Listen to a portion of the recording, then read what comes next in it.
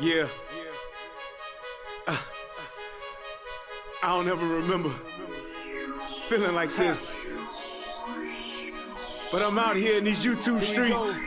So I want you to get your fingers. I don't know what you're doing. I want you to right get now, your but mouse. I want you to check me out. And I want you to check me out. Get ready to do this. It's the relationship rehab. Like, share, and subscribe. We coming at you live. So come on, let's take a ride. Then subscribe to United Guns of America. Just click that link and listen up to what I'm telling you. It's the relationship rehab. Click that link right now. You know what I'm saying? It's your boy Brian Redmond, and I just want y'all to subscribe to my channel. You know what I'm saying? I want you to let me know what you think. I'm gonna talk about some things, you can talk about some things, and we can do our thing. You know what I'm saying? I mean, it's all about having a conversation, right? I mean, if we can't talk to each other, then, I mean, what are we really here for? I want y'all to be able to just come over to my channel, talk to me about what's going on with you, and I can tell you what's going on with me, and we can build some things, you know what I'm saying? That's all about growth, baby. So click that link, go ahead and swipe on your phone, whatever you gotta do. Share my content. It's just get me out here, baby. Cause we just talking, you know what I'm saying? It's like, I like doing what I'm doing because it's about the people. It's about us having a conversation with each other. It's about us discussing whatever needs to be discussed. And on these YouTube streets, this is the best place to do it, baby. Like, share, and subscribe. That's right. Click the link. Click the link. Yeah. I just want to say thank you to everybody that's out here that's already subscribed. You know what I'm saying? Because y'all ain't the first one, and y'all ain't the last one. So I just want to give a shout out to everybody that click the link, that click the share, and then subscribe to your boy. Cause we gon' grow this thing together, baby. Relationship rehabbing, United Guns of America. To the world, blow up, baby. Yeah.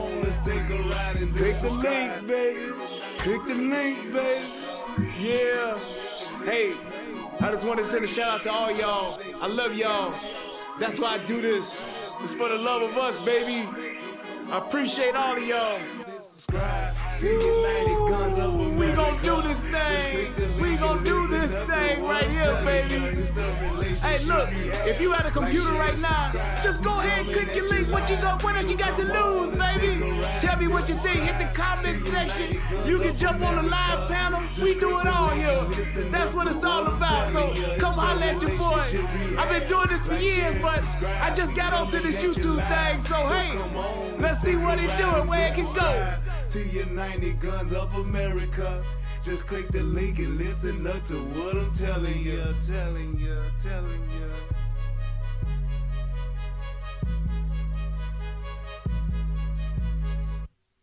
What's going on, everybody out there in the internet world? It's me, Brian Redmond, also known as the Relationship Rehab. And I need you to do two things. What are those two things? Subscribing to both my channels. I need you to go to the Relationship Rehab, subscribe to that channel, and then I need you to go to United Guns of America and go to that channel. Now you may be asking, why would I do that, Brian? Because it's two of the hottest channels on the internet. Come over there, give me your thoughts, give me your opinions, have conversations, because that's what it's all about. We talk about some of everything: politics, relationships, guns, law enforcement, community stuff. Anything that's happening, I'm willing to have a conversation about it. So come on over. You don't got nothing else to lose, and you ain't got nothing else to do. So come to my channel, subscribe ASAP, and join in on the fun. Twice the entertainment, 2 channels, twice the fun. Come on and have a funky good time with your boy. Peace, and I'm out.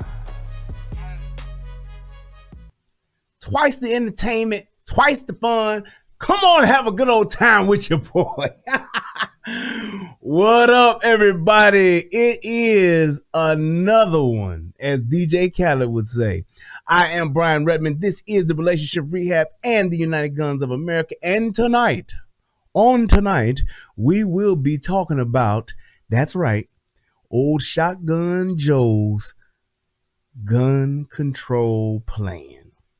So, oddly enough, I was sitting here and I'm posting the show out, getting the link out, you know, doing what I always do. And then I just so happened, as I was sharing this out on my Facebook, I came across a post, and I'm going to show y'all this post in just 1 second. I need to bring it up here. So that there we go. And I can just show y'all this. So I'm just going to show y'all this.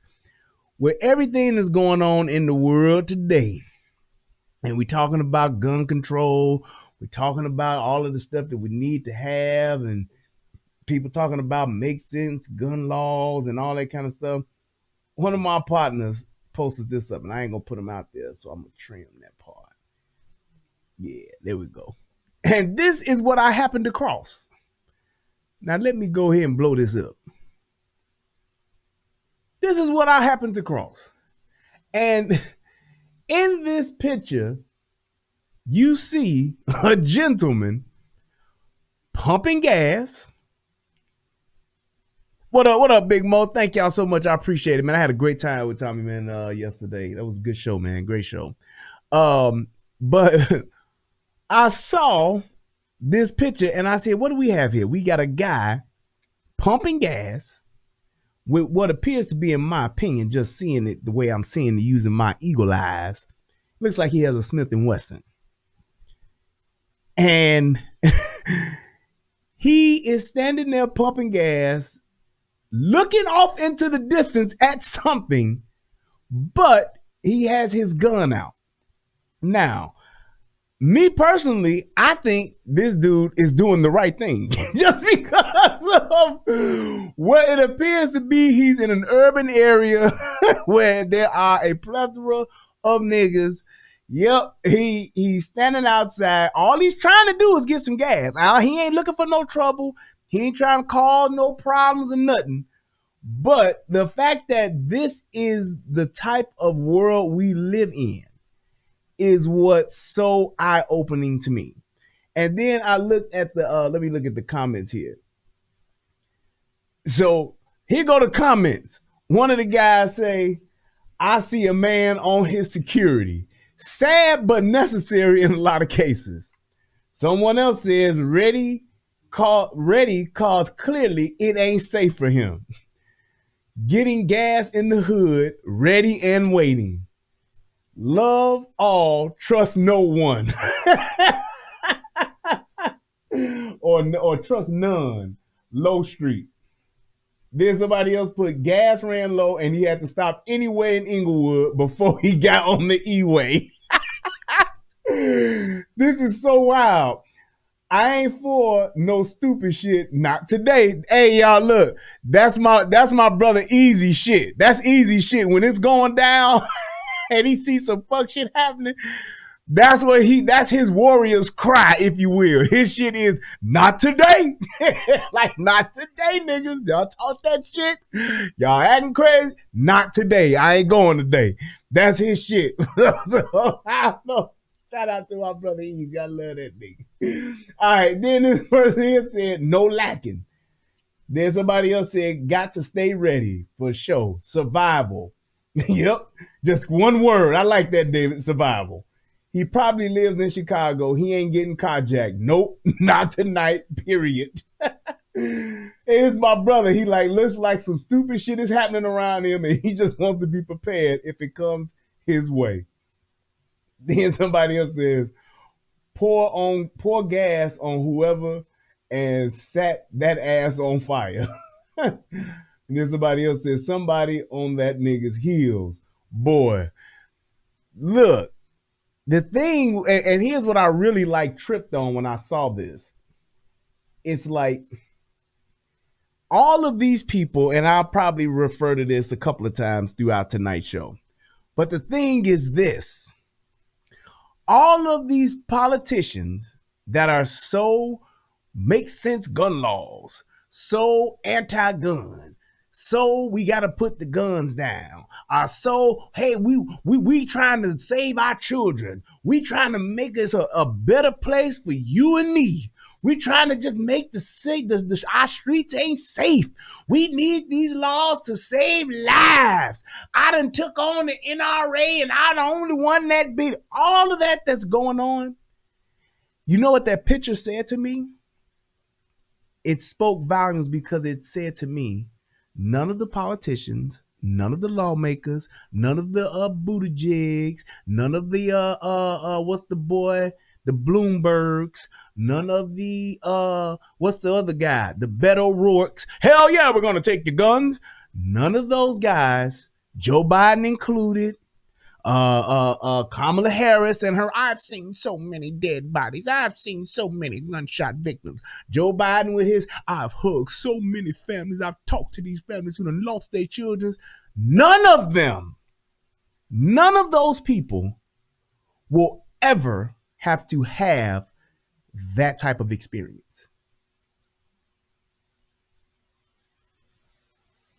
None of them will ever have to go, number one, to a gas station in the hood.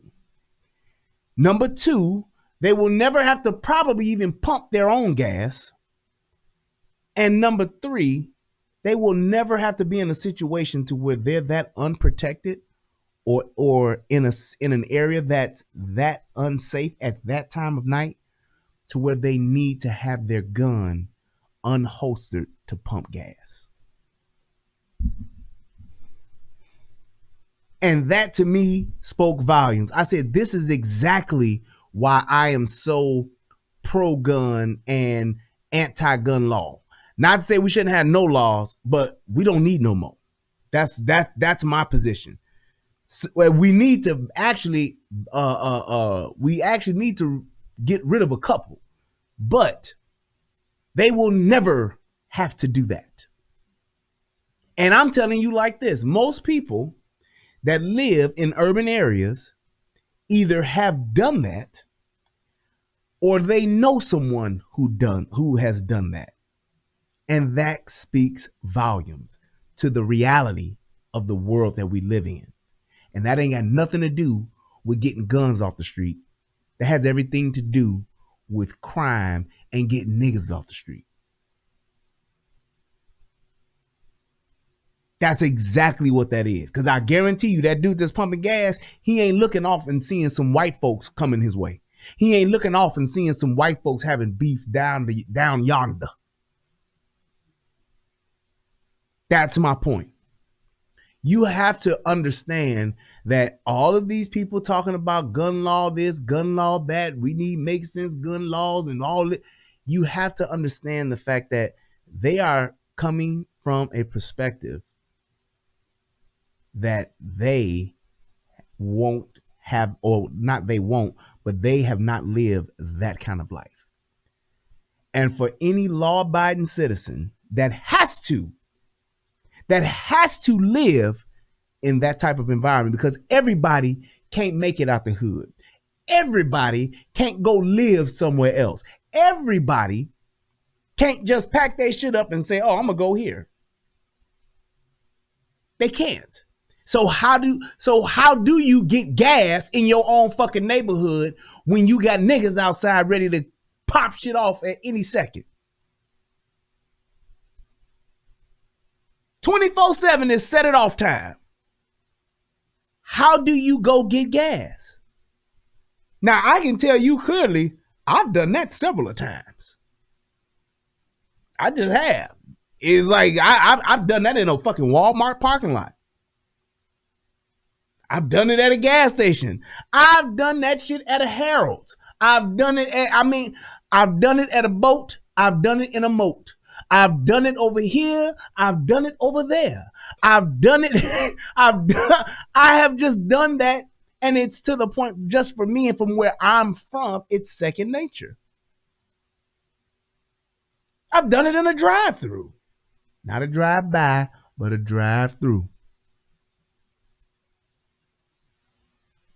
It is what it is. And all I'm saying is I am so against people who never have to live that type of life, who will never have to go and be in that environment. A Dolores Tucker will never be in that environment. What's the other lady, the Jackson lady? She'll never be in that environment. Never. Yeah, you caught the Dr. Seuss. I got to keep Dr. Seuss alive, man, because they done got rid of my man, Dr. Seuss. They done got rid of Yosemite Sam. They done got rid of Pepe Le Pew. They out here, man. They taking them down. But that's the thing. You have to realize that they will never live that life. So why would you want those people making laws that you have to live by that they don't? Because you do know that senators, congressmen, they get to carry guns. I don't know if y'all knew that or not. Let me throw that little tidbit out there. Yep. In Chicago, you know who got the guns in Chicago? Well, this was before they finally got a CCW program. People who had guns in Chicago were the police, the politicians, and the thugs. That's who had the guns in Chicago. So it's like, it's a thing of just saying, don't let nobody make no laws for you and tell you how to live and tell you what you need to do, tell you what you can and what you can't have, and they don't live your life. I ain't talking about used to live, because back in the day, you let Biden tell it, him and Pop Smoke. Oh, Popcorn. Corn Pop, I'm sorry, that's what the nigga's name was. He had a thuggish nigga with him named Corn Pop. Back in the fucking 1930s. But you let somebody like that try to tell you what it is you need. Or you let somebody like that who ain't been in that life, who don't live that life, who ain't in no inner city, ain't in no ghetto, nowhere. For over 50 years, he's been a politician. Living the good life. Straight Kanye and T-Pain.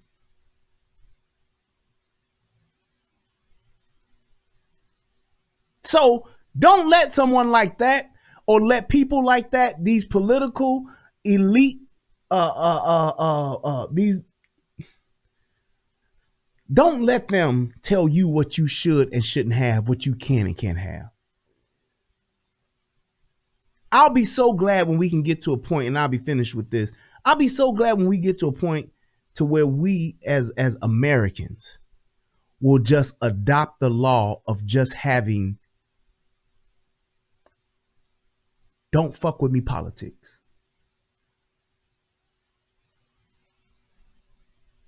I'm from what political affiliation? What political group you in? I'm in the don't fuck with me. What is that? DFWM.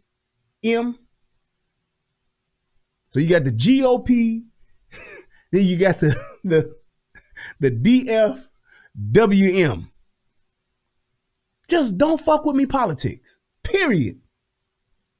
If I'm not hurting right, the DFWM party, if I'm not physically hurting you, let you be. I'm gonna let you be. That should just be, yeah, Sheila Jackson is who I was talking about. That's how it should be. I believe that was part of the American dream, that the idea of America, hey man, come here and do what you want to do. As long as you ain't hurting nobody physically, you all right. That's just we talk about all of the different complexities of politics and all the ins and outs of how politics go, and it's the distribution of power and all of that wonderful stuff that we can debate about and all of that. But if we were just to simplify what American politics should be, what the goal of this country should be, to get America to the greatness we're claiming that it can be, that should just be at the foundation of everything. Don't fuck with me. Let me do me. Let me live my life as long as I'm not hurting anyone else. Let it go. Let go. Let God. Let country. Just that simple. All right, let me go ahead and move along to my favorite part of the show. Federal law allows citizens to reproduce, distribute, or exhibit portions of copyrighted motion pictures, videotapes, or video discs under certain circumstances without authorization of the copyright holder. This is called fair use and is allowed for purposes of criticism, news reporting, teaching, and parody, which doesn't infringe of copyright under 17 U.S.C. 107. Yeah, buddy. Let me tell y'all something real quick. They got these new flavors of Red Bull. I done found some really good flavors. This one I done found here is a tropical flavor. This one ain't bad, but I kind of rank them now. My favorite one is the peach. There's a peach Red Bull. It's amazing. It's very good. Then there's a blueberry Red Bull. Very good. Then after that, I'm kind of on the fence with these next two. So you got this tropical punch, and then there's a kiwi apple. The kiwi apple and the tropical punch are kind of neck. I think I like the kiwi apple better than the tropical, but they are good. I tried the Tommy shit is the watermelon. I tried that watermelon. This is all right, but I can't do that watermelon no more. These other ones are way better than that. And then with a little drink, that dragon fruit, I tried that. I ain't like that one. That dragon fruit was a little weird. And I'm gonna tell you, one of the main reasons why I never drank Red Bull, I've had a Red Bull before, but one of the main reasons why I didn't drink Red Bull, because the original flavor, that shit is terrible. That shit tastes like fucking some shit you supposed to put on to something to remove it. I'm telling you that. That original Red Bull tastes like some shit that you pour on something to get it off of there. like I gotta get this. You got some adhesive you gotta get rid of. You put that regular red. That's what that regular Red Bull tastes like. It's like, oh yeah, this is some shit you pour on there. But these new fruit flavors, I kind of like them. They still give me my little pick me up. They not like right, that shit like a turpentine. It's like a milder turpentine. It's that now my shit is usually I usually can do a half of a 5 hour. If I do a whole 5 hour, nigga, I'll be sitting here like I tweak hard. So I can't never do no whole. I've done that a couple of times and I don't feel right.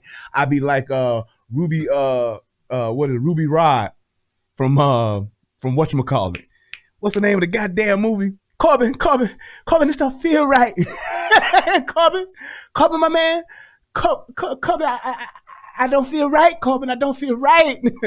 When I drink one of them Red Bull Fifth Element, thank you. I drink that Fifth Element, I be like Ruby Rod, boy. I be like, nah, Corbin, I don't feel right, Corbin. I don't have no fire. I just stopped smoking. Had I known that I would have needed fire for mine, I wouldn't have stopped smoking. That's how I feel. So I can't do no whole. But a half of a 5 hour, get me right in the sweet spot. I can get in the zone with that. But this Red Bull is good too. This Red Bull is all right. So I can do a bull. Mm-hmm. Now with my drink, it give it a little extra twang to it. I like that. Yeah, I'm old school. We say twang. Mm-hmm.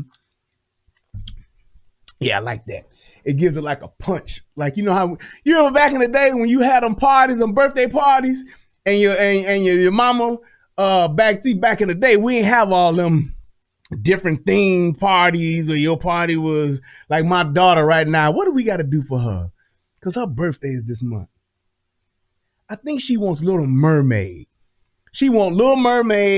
I got to buy these goddamn big ass signs that go in the yard that spell her name out and say happy birthday and all that shit. Back in the day, we didn't do that. Back in the day, we used to get some streamers and some balloons. You have some hot dogs and you have a cake and some ice cream. 5 things. Party, in effect, happy birthday, little nigga, that's it. You had fun, your friends came over, you had a good time, you ate your hot dogs first, ran around, played video games, played a penny tail on the donkey, whatever the fuck y'all gonna do. Or what's the other game with the seats, with the musical chairs, you play that, and then that's it. Nowadays, these motherfuckers hiring clowns and having petting zoos, riding ponies and shit. Like, nope. We didn't do that back in the hundreds. Back in the day, all we had, that bucket of ice cream. You was really, really doing it if you had the Neapolitan. Back in the day when I was a kid, I called it the Napoleon. Yes, that's the Neapolitan. You had a strawberry, you had a vanilla, and you had a chocolate. I got so sedity with it, I'd like to mix my vanilla and chocolate. So I'd be like, Mama, scoop mine down the middle so I can get vanilla and chocolate in mine because it tastes so good like that on top of my ice cream. That's how I was. That nowadays, these motherfuckers get Mickey Mouse showing up, Minnie Mouse showing up, right? The twerk, all of the Disney characters twerk now at these motherfucking black folks' birthday party. I got a twerking Incredible Hulk. I got motherfucking Thanos coming to my son's birthday party and he's twerking. You got motherfucking Captain America showing up twerking. Iron Man show up twerking. Spider-Man show up twerking. Every goddamn character that you can possibly find comes to the party now to twerk. What the hell is going on? But now I got to do all this shit for my daughter. For her birthday at the end of this month. It's insane, but I love her and she's a fucking phenomenal kid. So shit. What you gonna do? And it's like now my daughter's at the age now where she remembering shit. she gonna remember this shit here. So I gotta start making sure that I do some impactful shit for her birthdays from now on. So it's like, man, I remember my wife when we first had my daughter. My wife wanted to take her to Disney World. I said, shit, we ain't going to no motherfucking Disney World. She's 3. She's like, why not? How come we can't go to Disney World? I said, because she ain't going to remember this shit. I said, you know how much Disney World going to cost? I said, Disney World going to be about $5,000. I'll be damned if I go to Disney World and then this little motherfucker be talking about, I don't remember that. I'd kill her. I'd kill my daughter. You don't remember? The fuck you mean you don't remember Disney World? I spent $5,000. Shit, I said, nah, well, she'd be like 7 or 10. Fuck that. Shit. And since we got BJ, I'm pushing that shit back even further. Shit, cause I ain't going white, cause if she go, he gonna go. So I ain't gonna motherfucking fuck around and fuck that shit up and he be 3 and he don't remember, Daddy, I don't remember going to motherfucking Disney World. I be like, well, motherfucker, you went to Disney World. So shut the fuck up and get the fuck out of my face. So I'm gonna try to push it back, at least wait till she about 10 or 11. Then he'll be about 4 or 5 or 3 or 4. Yeah. Then shit, I might just have to go ahead and do it. But man, that motherfucking Disney World boy's a motherfucker. Shit. I remember we went to Universal about 4 years ago, I think it was. Just me and my wife. Boy, that shit was about motherfucking $800-900. Goddamn it. Shit. Like, man, fuck that. Cause you know, niggas, we a little older now. We ain't waiting in no line for no 2-3 hours, so we get that express pass. So you walk up to the front of the line like, hey, I'm better than y'all. Get the fuck out of my way. But let's go ahead. Let's get into this. I'm just going off on a tangent here. All right. So for those of you who don't know, this is our nation's first lady, Kamala Harris. Yes, she's also been referred to as Headboard Harris.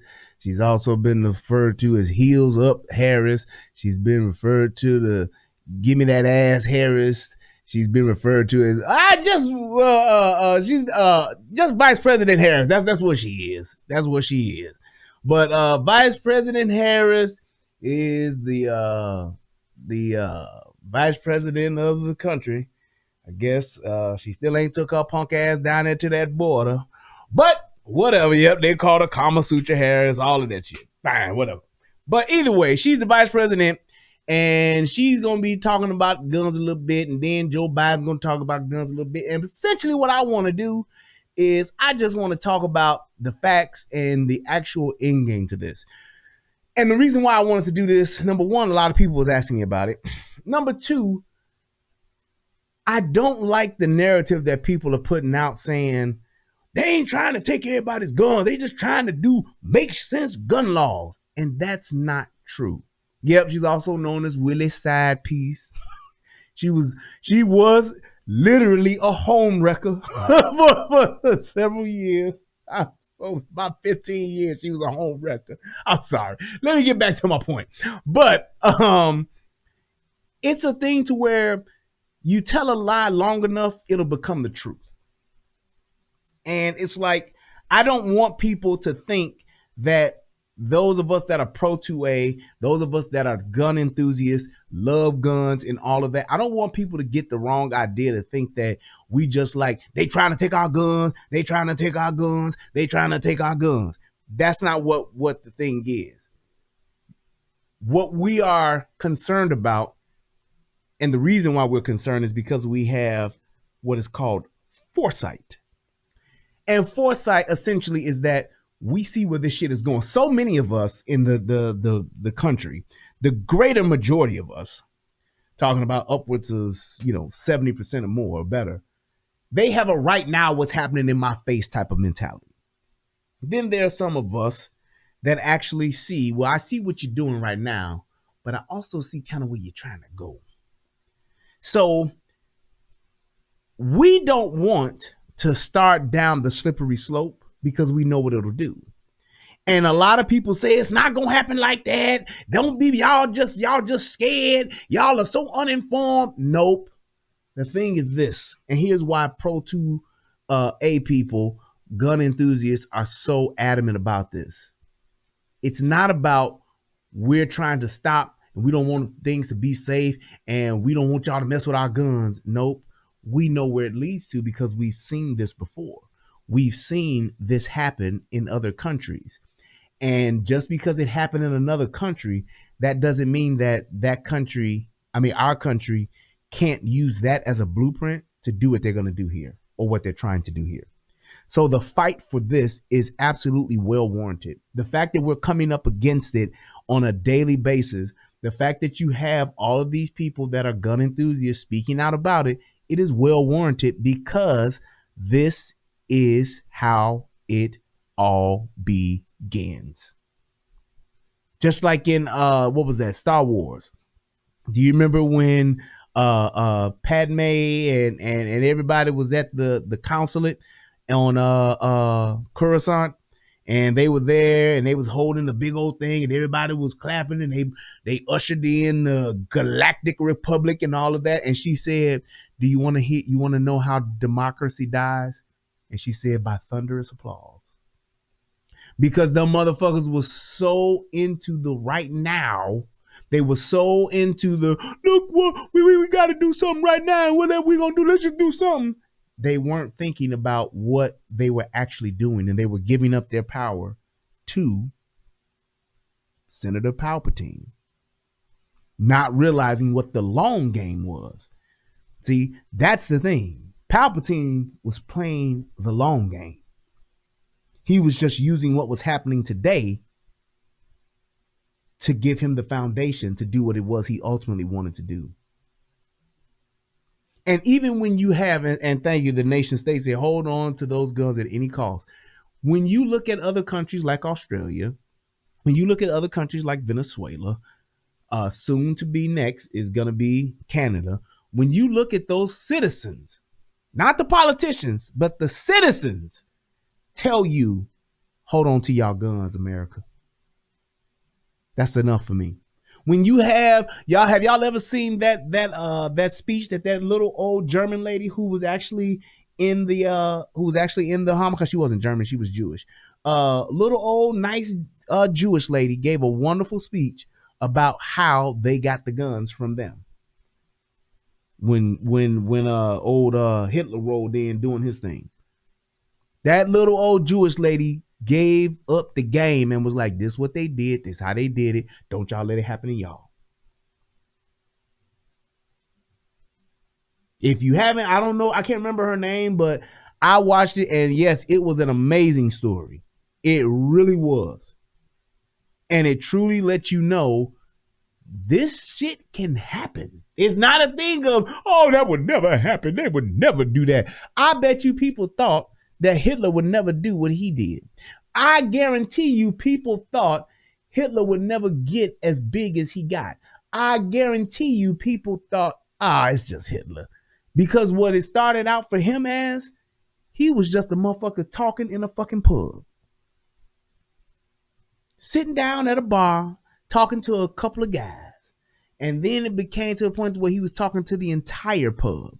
Then it became a thing where he got so big they couldn't be in the pub talking no more. They had to be outside the pub.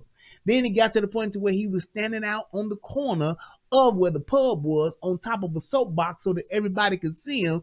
And he started talking there, and then it became a movement. And before you know it,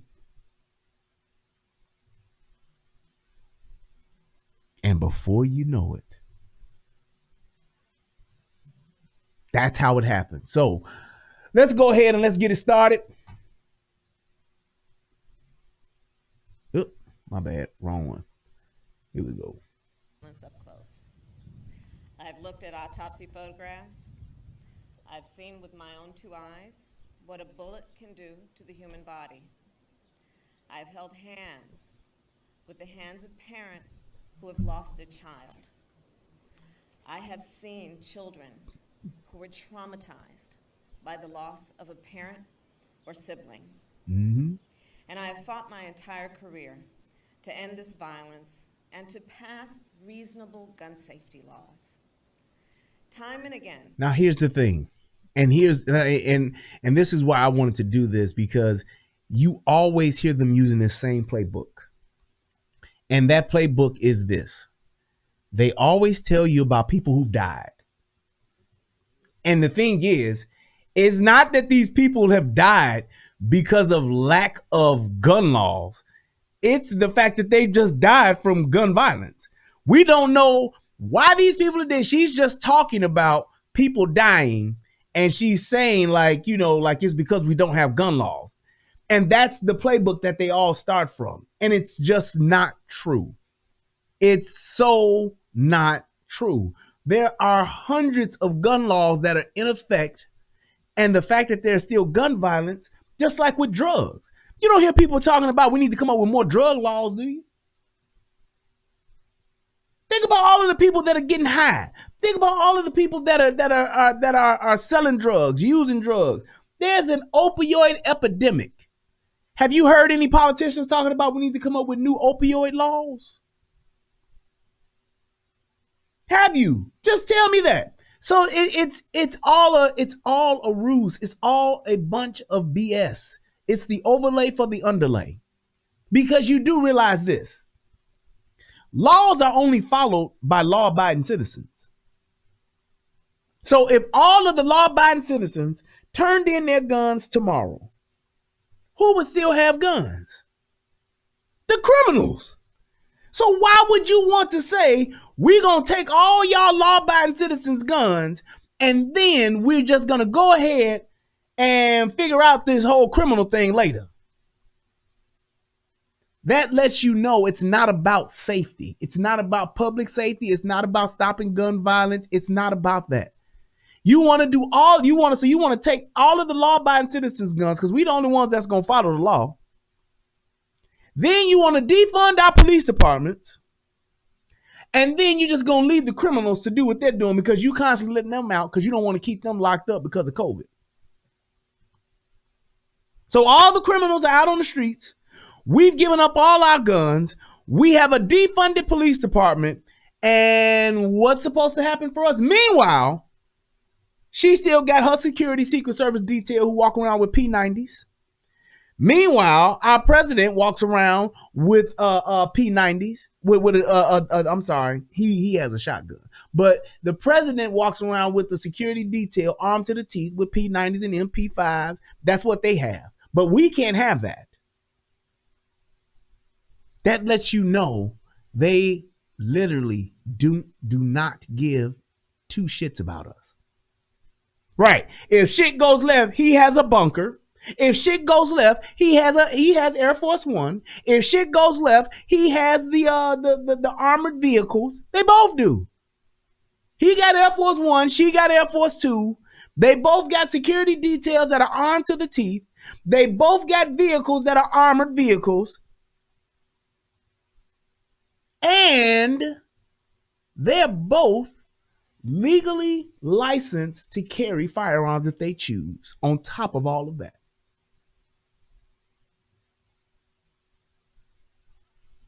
Unbelievable. And just put that in perspective. You have somebody who is surrounded by armed individuals 24/7. Dre, Snoop, and Devin. 24/7, they surrounded. And they get to tell you what you shouldn't have. I find that appalling. I find that quite appalling because it's a slap in the face. Imagine if I told you that you couldn't wear shoes. Meanwhile, I'm standing there telling you that in red bottoms or Jordans. Just imagine that, because that's essentially what they're doing. Y'all shouldn't be wearing shoes. Shoes are bad. You should not be in these shoes. Shoes are terrible. The children that are making these shoes over in these third world countries are suffering, and we can put it all to a stop if we stop buying shoes. So from now on, no one wears shoes. You will get a pair of flip-flops that are made from tree bark and some twine, and that's it. But I'm standing there telling you this with Louboutin red bottoms on.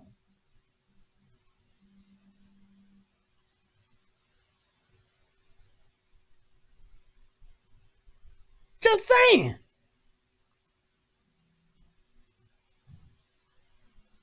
I'm just saying that. Why would someone not say something about, well, wait a minute. If you think all I need to protect myself is a gun that has less than 10 rounds in it and a shotgun. So basically this motherfucker want to take us back to Deadwood, give me a 6-shooter and a fucking shotgun, and that's enough for me to protect myself. But you don't have anywhere on your security detail, nobody has a 6-shooter and a shotgun, but that's what you telling me I deserve. And I should only be able to have that, and that's it. How does that make any sense?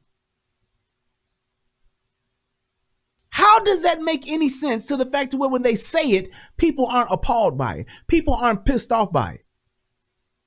And then to top it off, the police should do that. That's Bloomberg's thing. I don't think citizens should have guns at all. The police should be there to take care of that. The same ones you want to defund, the same police departments that are so understaffed that they can barely maintain their bare minimum numbers. And some of these police departments in major cities, they'll never say this. They won't tell you this publicly. They'll just say the police department is hiring. They have minimums that they're supposed to be meeting. They have minimum staffing requirements that they should be having. And with crime on the escalation, with crime escalating like it has over the past year, it should be even higher. Right, like Lewis just said, John Kerry telling everybody we need to get on this new Green Deal and lower our carbon emissions while he flying around in a private jet. Man, if you don't get the fuck out my face, fly coach, motherfucker. Can't have that though, can you? Hines ain't gonna let me do that. It's unbelievable. As progress has stalled, we've all asked, what are we waiting for? Because we aren't waiting for a tragedy, I know that. We've had more tragedy than we can bear. We aren't waiting for solutions either, because the solutions exist. They already exist. And there's another lie.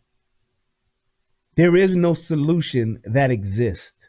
I saw somebody in the chat ask earlier, like, how do we, I think they said, how do we keep niggas off the streets or criminals off the streets? Here's the thing. And I've said this before. You want to stop the criminals from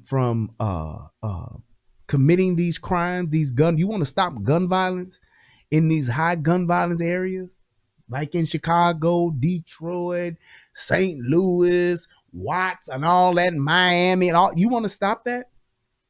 You do two things. You provide them with jobs, which is just based on the economy. You keep the economy strong. And the other part to that is you give them tough sentencing. That's it. I've said, and y'all heard me outline this. You get caught with an illegal gun, whether you're a felon or whether you have a gun that is not registered, because you do know that, right? There is a gun registry. We have to register our firearms that we purchase. But you get caught with a gun a gun illegally. Mandatory 5 years.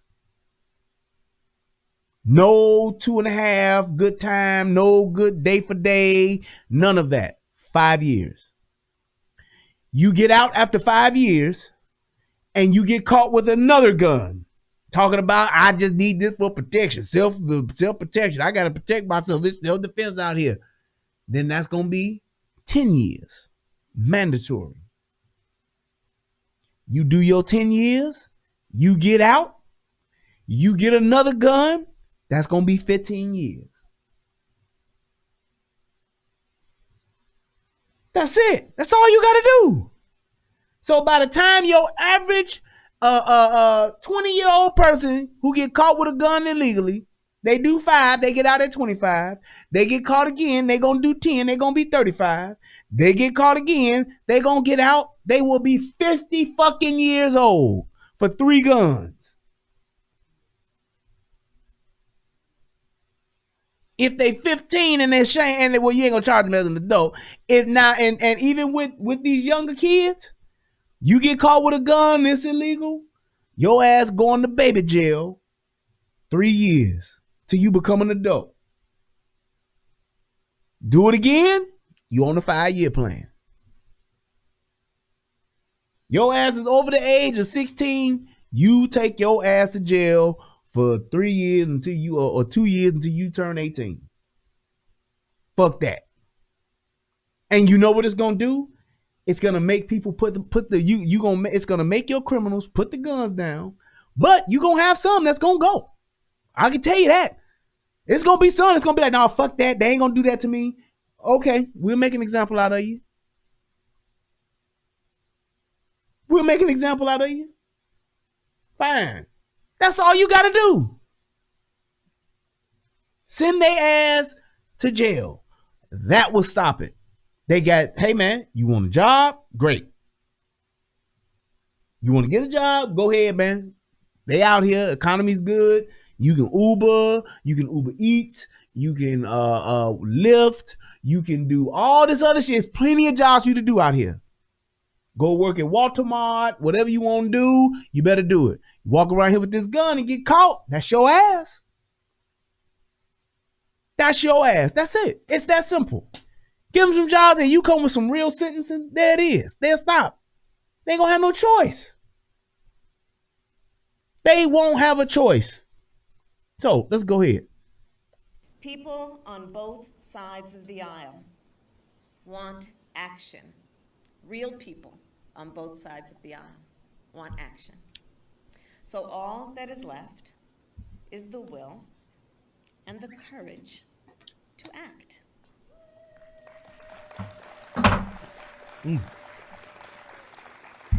And President Joe Biden has the will and the courage to act.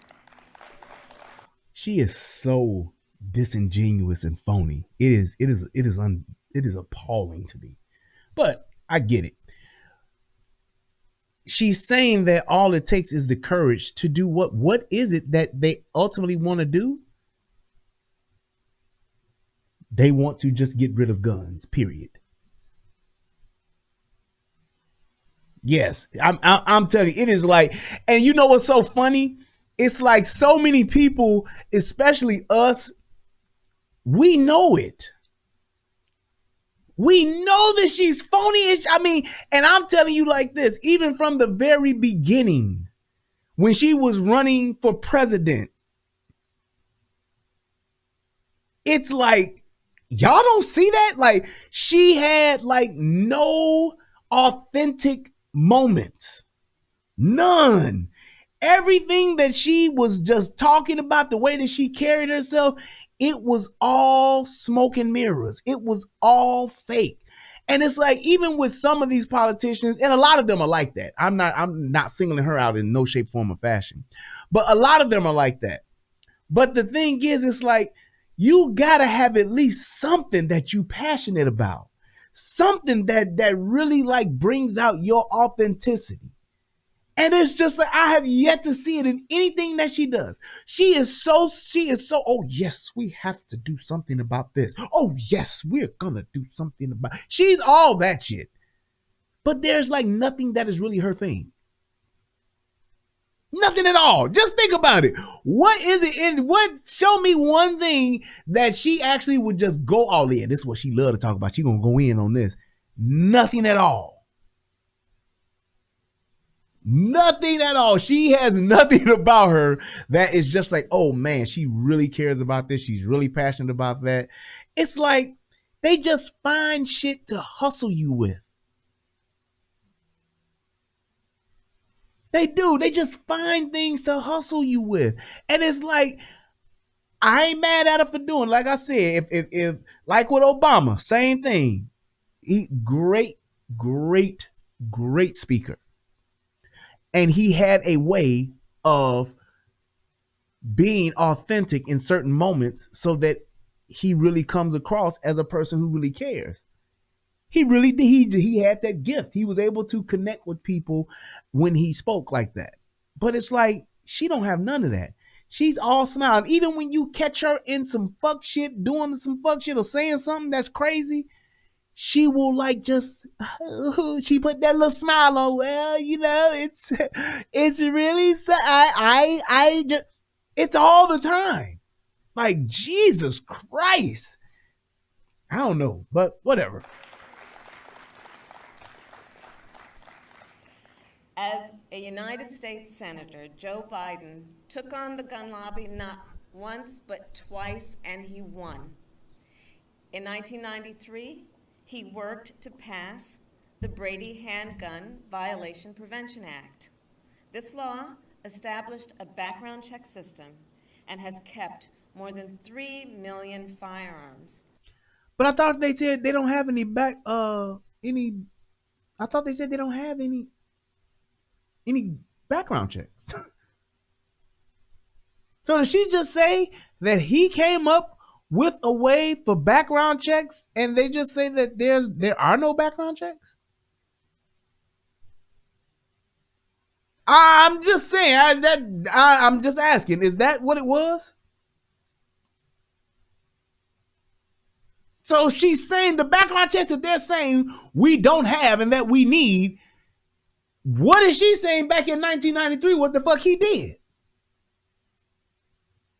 You tell me. I'm just saying, you tell me if tell me where I'm lying. I'm just saying.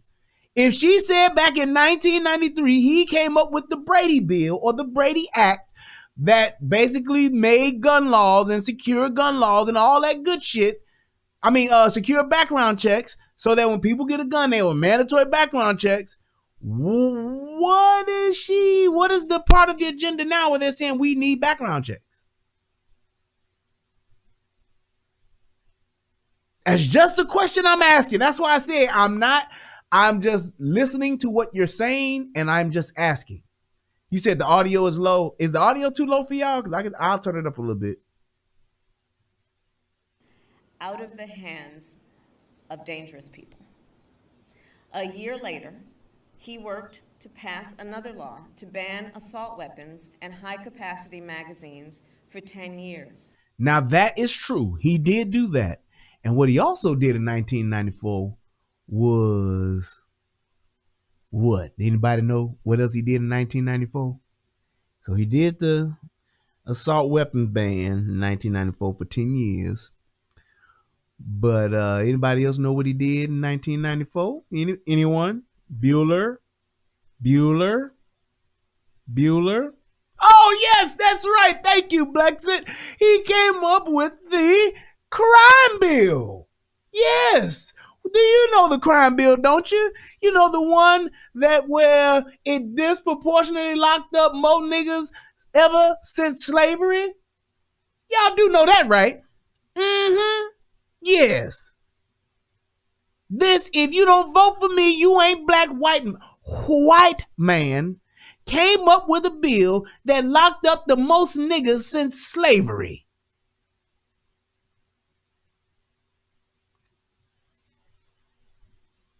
Mm-hmm. Yes. see how she just kind of left that part out as far as his accomplishments? Isn't that something? And as vice president, Joe Biden led the Obama-Biden administration's efforts to reduce gun violence. In fact, we were just And there's another lie. Because y'all do remember when Barack Obama and Joe Biden were in office, Chicago got its name of Chirac, where they had literally over 3,000. Over 3,000. Over 3,000.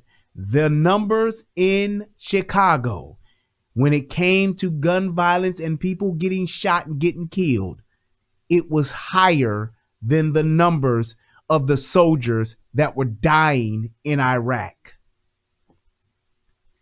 Y'all do understand that, right? Y'all do. I know a lot of people hear the word Chirac thrown around a lot, and a lot of people say, yeah, it's Chirac there, and it's cute and it's funny, and it's just one of those little hot phrases that people throw out there. Y'all do understand that that phrase and the name of Chirac, you know how people talk about Milwaukee and Memphis, Tennessee, and all that? No. Chirac came about because the numbers of deaths during Obama's 2 terms in Chicago, there were more people dying in Chicago than there were during the Iraq War. When we was actually at war with Iraq, going after bin Laden and all of them motherfuckers that we was at war with, it was more of us dying in Chicago than it was dying in Iraq. That's how the word Chirac came about. So if y'all, and like she just said, Joe Biden came around with Obama and they helped reduce gun violence, how could you have reduced gun violence when it was at an all-time high in the city where the president is actually from? You see, that's what you call a lie. And just because she's smiling and saying it calmly doesn't make it the truth. She's lying to the American people.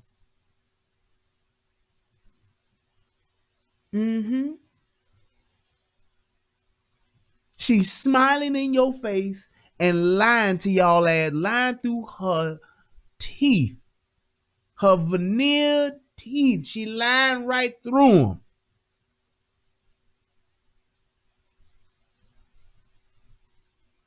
Just saying. So that's a lie.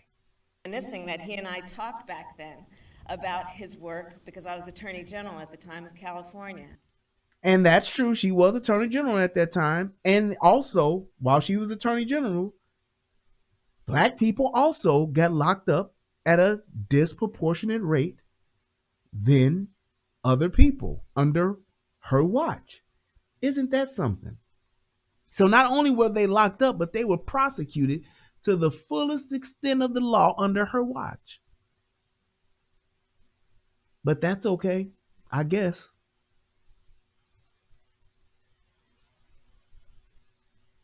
Just saying. And his work resulted in nearly 24 actions, from narrowing the gun show loophole to expanding funding for mental health services. And as you will... How can you be expanding mental health services when you pretty much have closed all of the mental health clinics? Do you see it? Like, I don't understand how people aren't putting that together. Y'all do know that, right? The veterans barely have mental health services.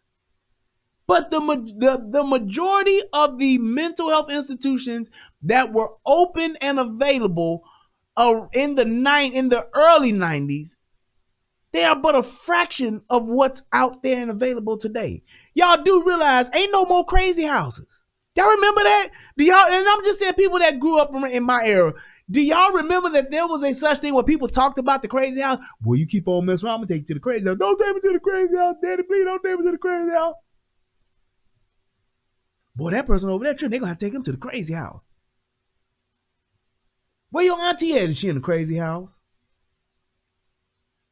That's how of how prevalent they were.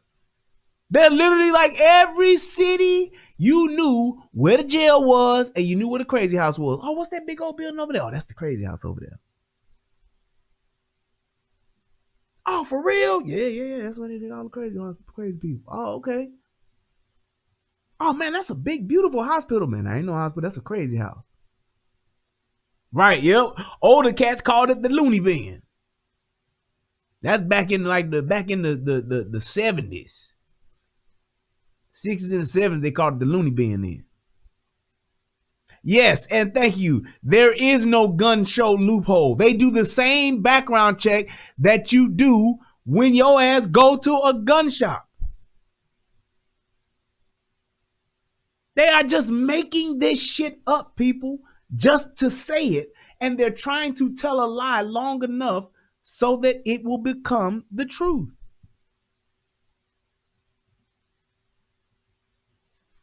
Just saying.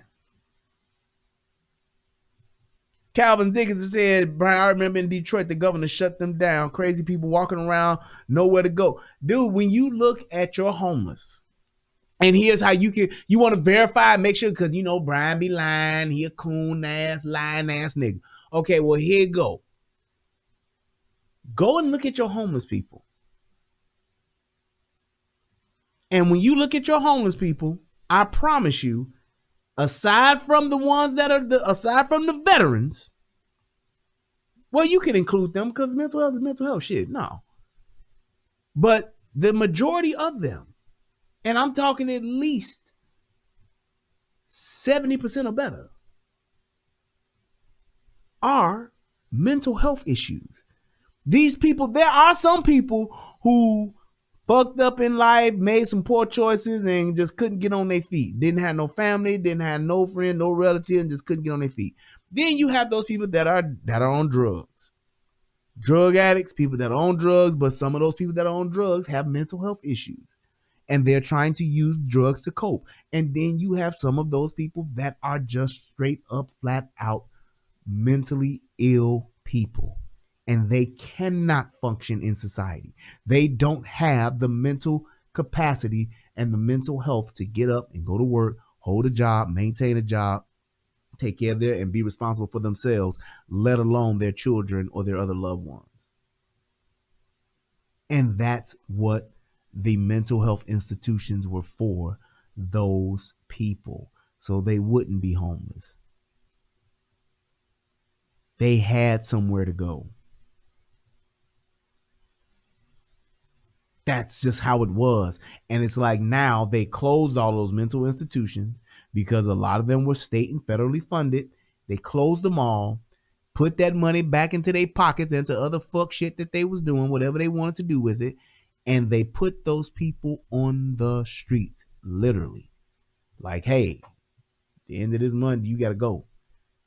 And people will now listen to what I'm saying and say, no, they're still mental institutions. They still get mental. Yeah, they do still have some.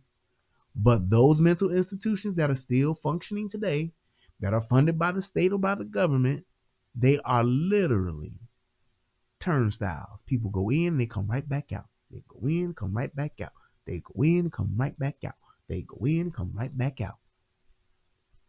In just a matter of days. There are some people that need to stay in there because they can't go anywhere else and function. But what do? We put them out on the street. Then when they do something crazy, when they hurt a kid, when they go and they do something to some woman, or they go and do something and the police wind up shooting, then it's like, oh, how did this happen? We should have had a social worker available for that person. We should have had someone there to de-escalate. No, that person shouldn't have been on the street in the first place. We'll hear in a moment. President Joe Biden is a leader with great will, great determination, and even greater empathy. He has seen the grief of all of those who have lost a loved one to gun violence. It is for them, for all of us, that he will never, ever give up on this fight. And it is now my great honor to introduce the President of the United States, Joe Biden.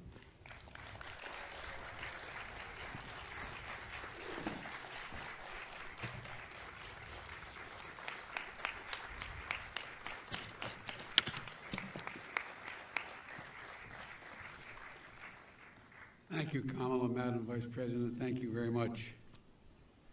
You know, we're joined today by the Attorney General, Merrick Garland, who I've asked to prioritize gun violence. It's also good to see the second gentleman who is here, and it's good to see the First Lady, Dr. Jill Biden, who cares deeply about this issue as well.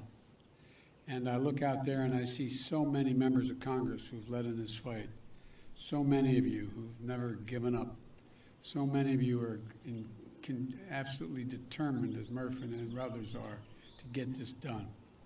We got a long way to go. It seems like we always have a long way to go. But also today we're taking steps to confront not just the gun crisis, but what is actually a public health crisis.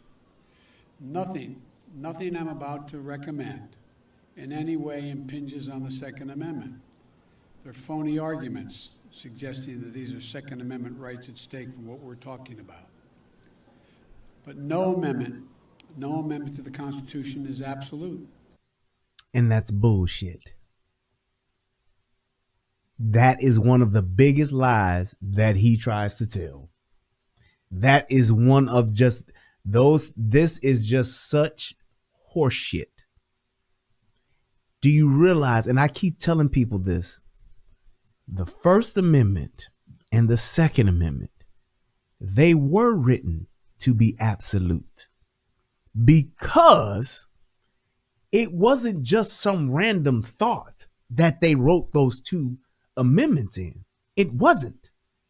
They wrote those amendments because, and they wrote them the way that they did because they realized what they came from was the reason why they wanted to write them.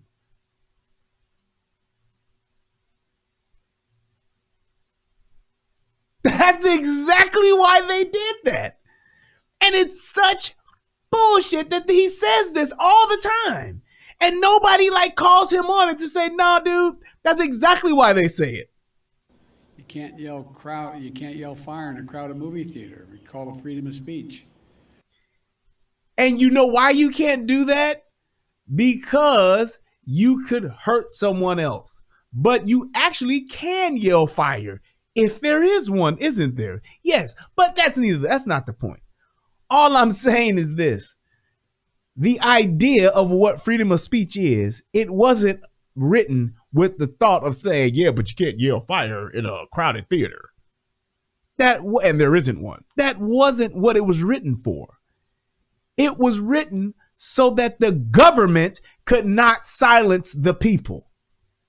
That's all it was. They don't ever want the government to be able to silence the people. Same thing, same premise with the Second Amendment. We don't ever want the government to disarm the people. That's it. That's all it is. It is so simple. It is so simple that's why they wrote it the way that they did. That's why they put in there what other amendment has shall not be infringed on. That basically means shall not be fucked with. Don't try to tweak it. Don't try to, you get it interpreted this way. No, it said specifically for that one shall not be infringed. That's it. And it's like sometimes you have to look at things and just try to, and be objective and try to see all different points of view of it. But then you have to be able to accept the fact that some things are as simple as they sound. Some things are just as simple as they sound. And I don't understand why people don't want to accept that or allow other people to try to schmooze that, try to put a lot of gray on that. That shit was written the way that it was, and it was black and white just for that point. They did not want the government to ever tell the people what they could say, and they didn't want or couldn't say, and they didn't want the government telling people that they could not be armed. Why? Because you need arms to back up what the fuck you say. When somebody tells you that you can't say something, you need to be able to back that shit up with guns. Because the same motherfuckers that will get into your government and try to tell you what the fuck to do, they wanted the people to always have guns in case those motherfuckers went too far, and they could motherfucking just say, all right, y'all asses out of here. You can leave the easy way or you can leave the hard way. That's why. And the only way you can do that is by having the guns to do so.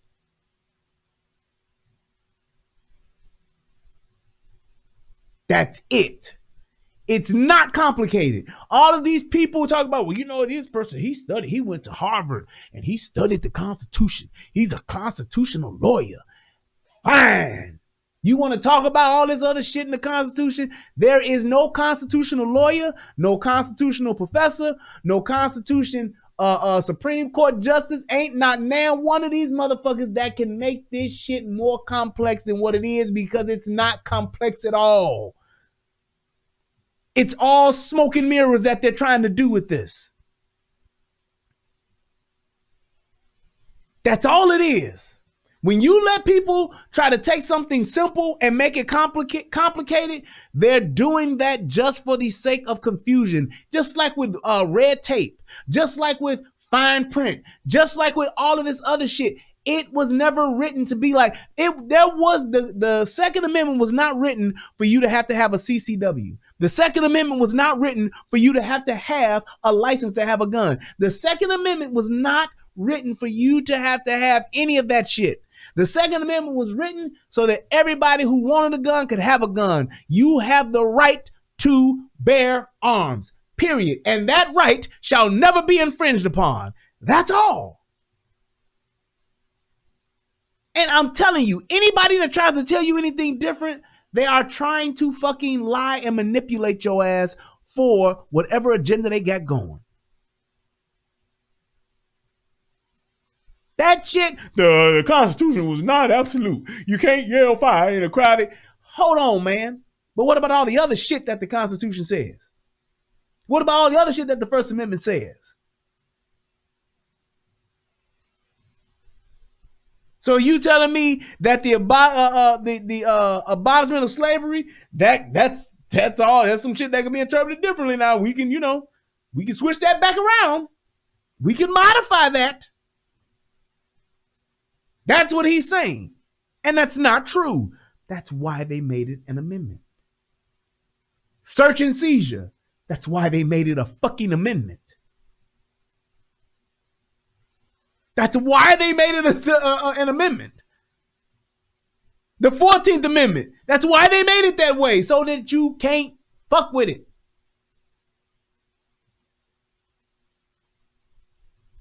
I'm telling you, don't let yourself be manipulated by a politician just because that politician can speak well, has a certain position, or think that they're telling you something that they think is the best thing for you.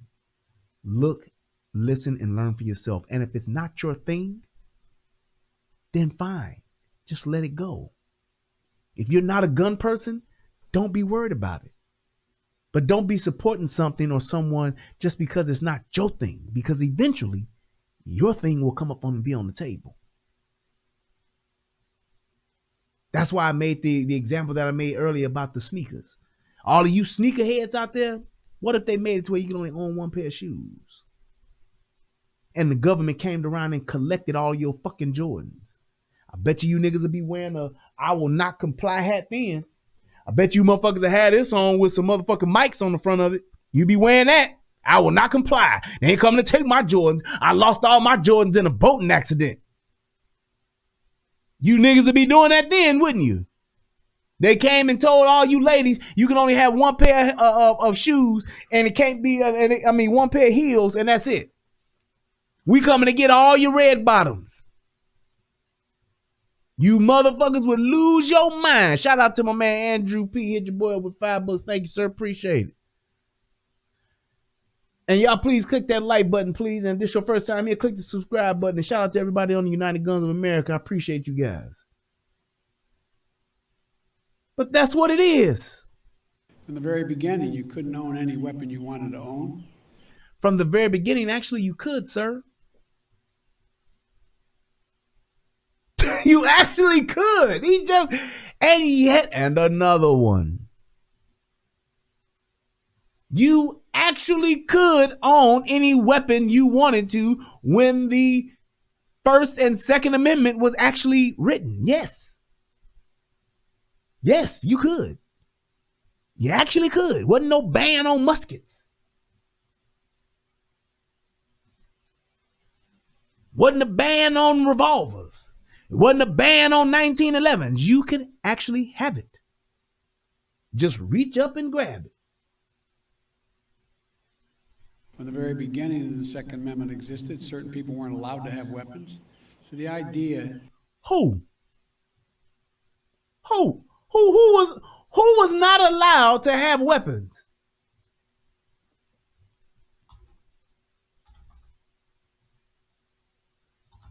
Y'all tell me, please. I mean, I may not be, I may be wrong. So please educate me.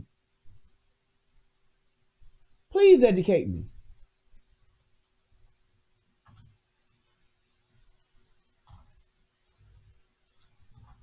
Let me try to see if I can find that.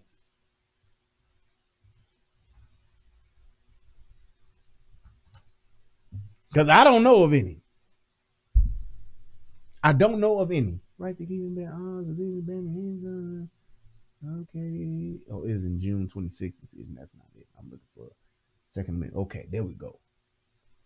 2008. Nope, that's 2008. Nope.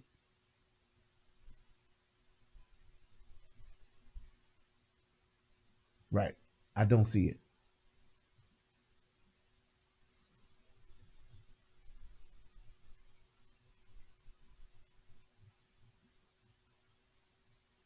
Okay, so I see something right here. It says, what does the Second Amendment not protect? In the United States versus Miller in 1939, the Supreme Court ruled that the Second Amendment did not protect weapon types not having a reasonable relationship to the preservation or efficiency of a well-regulated militia.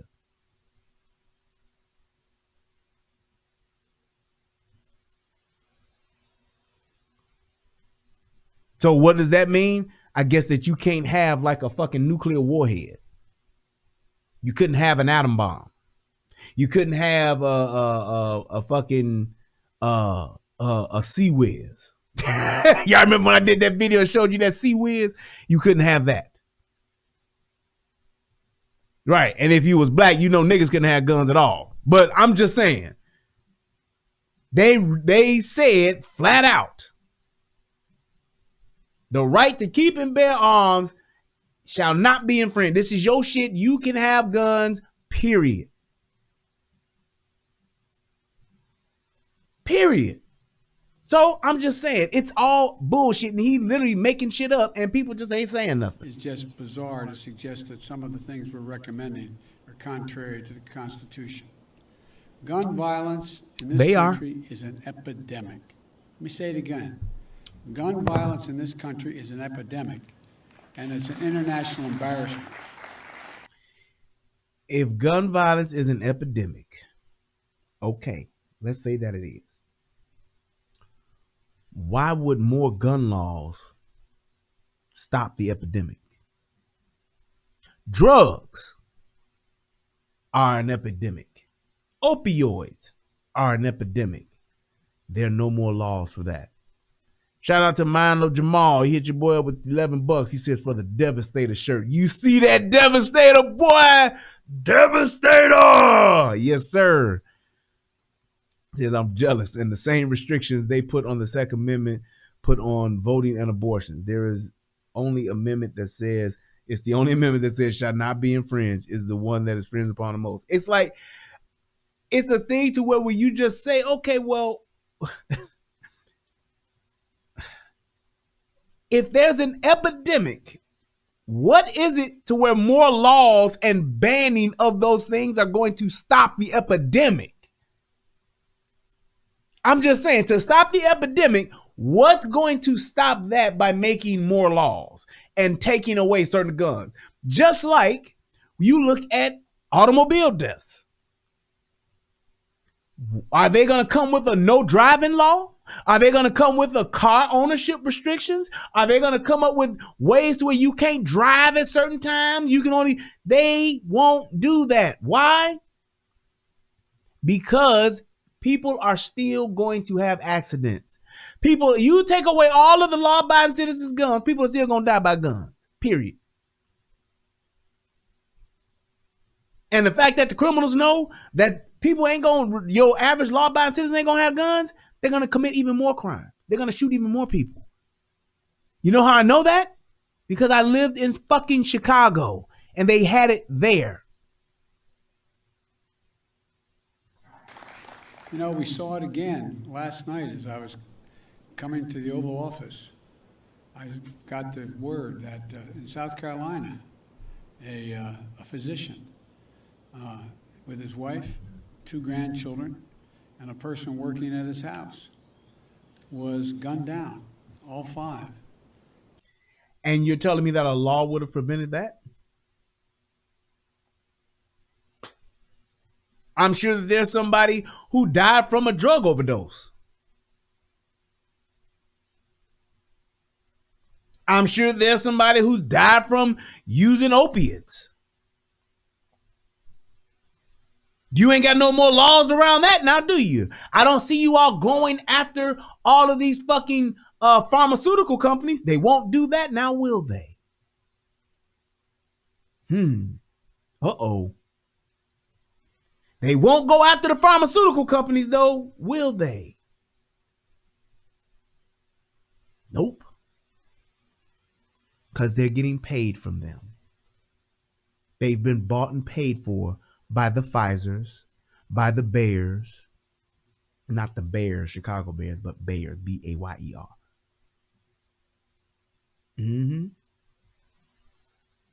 They won't. They will not do it. So many of the people sitting here today know that well, unfortunately. You know, they know what it's like when the seconds change your life forever. Right. Like when somebody is trying to stab you, but a police officer shoots the person to save you.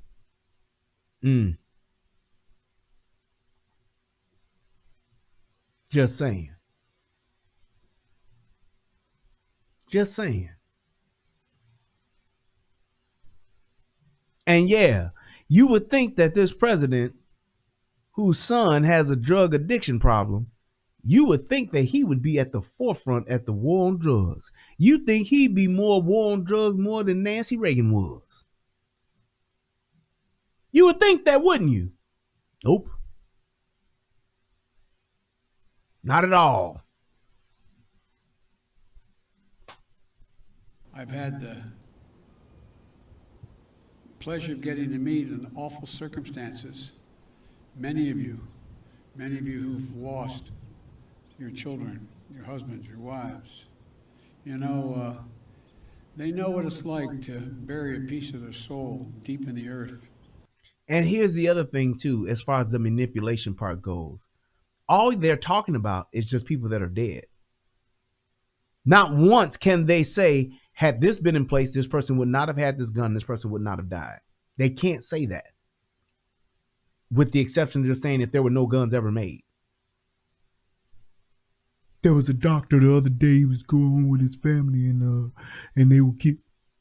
There was a mother who lost her son the other day to gun violence. He was getting on the bus. And there was a girl who was walking down the street, and then there was she was going down the street and somebody pulled a gun. It has nothing to do with saying if we had more gun laws or if we just banned guns, this wouldn't have happened. It would still happen because it's crime, and criminals don't follow laws. Just like drug dealers. Drugs are still being sold in this country, even though they are illegal, have been illegal for decades, and they are still selling them, aren't they? Even when alcohol was illegal, people were still selling it, weren't they? It's the same thing. They're just literally trying to use other people's tragedies that have happened to make it seem like if you did what I said, this wouldn't have happened. With no statistical data, they have no situation whatsoever where they can prove it in another example, because Chicago had the strictest gun laws in the fucking country. Yet and still, they led the league, if you will, in most people killed by gun violence for several years. Led the league. We understand that.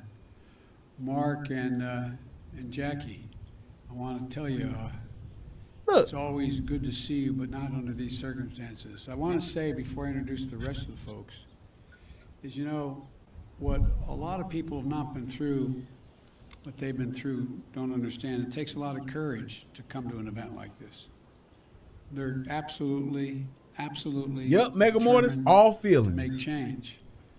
But Mark and Jackie, whose son Daniel was a first grader in Sandy Hook Elementary School. And here's my thing. And you know what pisses me off about this? They use this one all. This is they one. This is they one. It used to be Columbine was the one to talk about. But now the one to talk about is Sandy Hook because it was children. If y'all really honest and truly gave a shit about what happened to kids, how many kids died at Sandy Hook?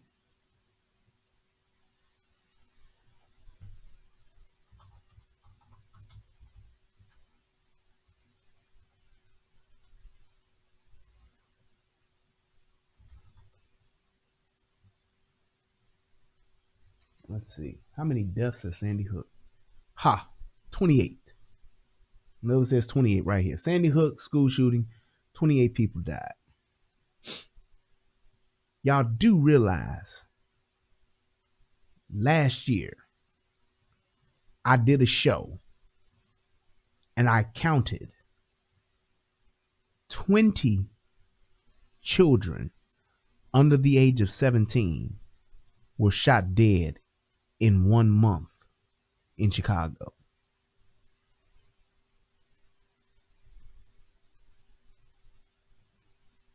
I'm going to let that sit there for a minute so you can really see where I'm going. 28 people dead. And let me, I'm sorry. No. Let me get my numbers right. Because I don't want to do that. Let me get my numbers right. 20 children dead at Sandy Hook.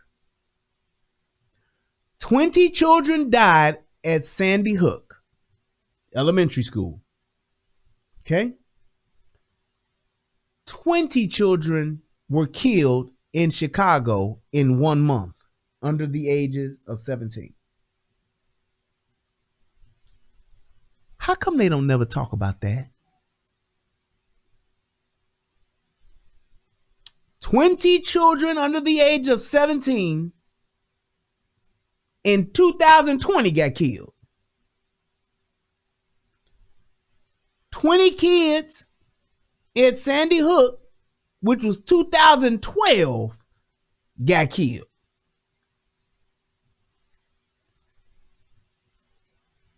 So y'all tell me what's the difference? Because it must be, because they still, like I said, this almost 10 years later, and they still talking about Sandy Hook. I'm talking about some shit that happened 12 months, not even 12 months ago, because that shit was in like June, about 11 months ago. Never made national news. Wasn't on CNN. Wasn't at the top of the Black Lives Matter website. Y'all tell me. Because to me, it's just a part of a bullshit ass narrative that they want to tell, and they use this to tell it.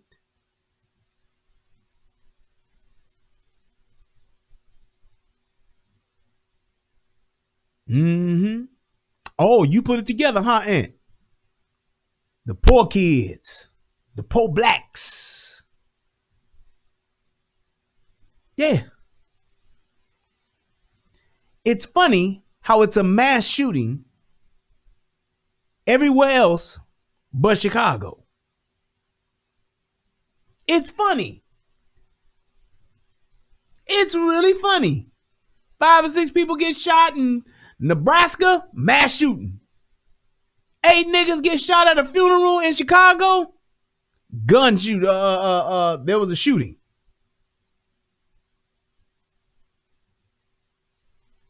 4 people get shot at a grocery store in Denver, whatever.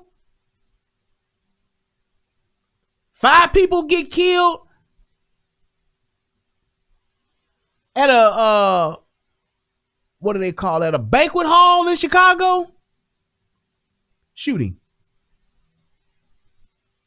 Y'all tell me what's the difference. You tell me what the difference is. And you tell me why ain't nobody saying shit and ain't nobody upset, ain't nobody tripping, ain't nobody talking about little Black Lives Matter too. Black kids matter. How come, where's that movement at?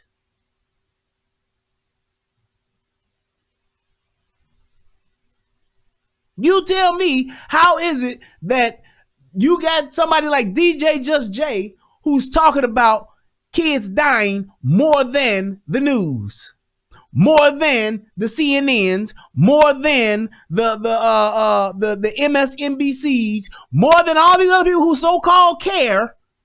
You tell me, where's the crackdown on people that are killing these kids?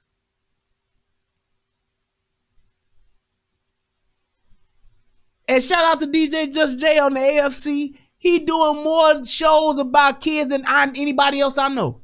Ain't nobody doing as many shows and as many stories about these kids that's getting killed than him.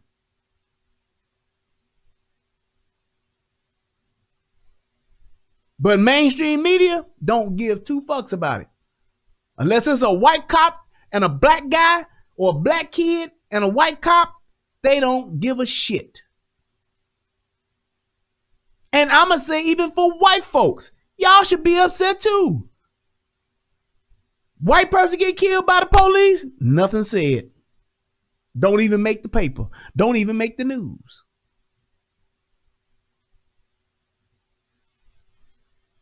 Don't even make the news. White person gets shot down by the police, nothing.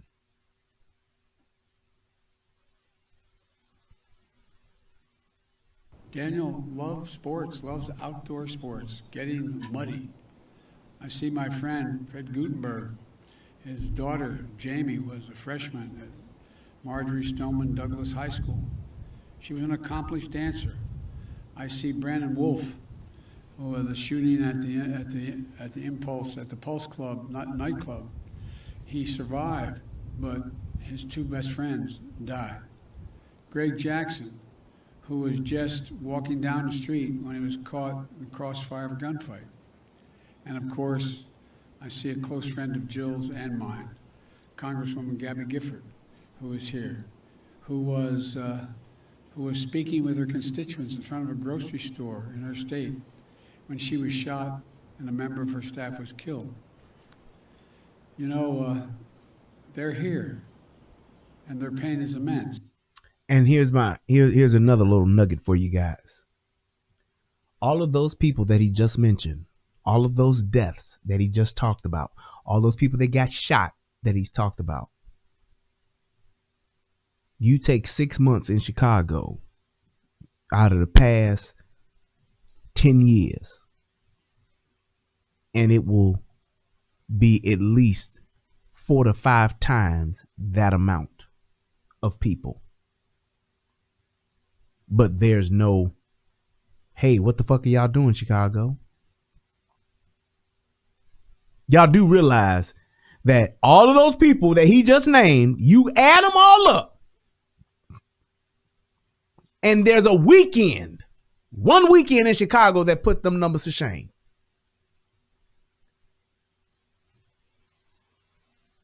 Add them all up, and I got a weekend in Chicago, like any given Sunday. Any given weekend in Chicago will shit on them numbers. And then you'll have somebody like Mayor Lightfoot come and say, well, you know, we had 32 people get shot over the weekend. And, you know, that happens because the weather's getting nice and it's starting to get hot outside. I swear to God, that's what that bitch said last year. People was getting killed more in Chicago because the weather got nice. That's what that bitch had the nerve to say to justify why there was such an uptick in shootings from one week to the next. Over one weekend, that's exactly why she said that's the reason behind it, was because it then got a little hotter outside, and that's when the murders go up in the shy. So mind you, down here in Texas, based on her logic, when it hit 100 degrees, it's a fucking war zone here. Based on her logic, in Arizona, in the summer, it's a fucking war zone there.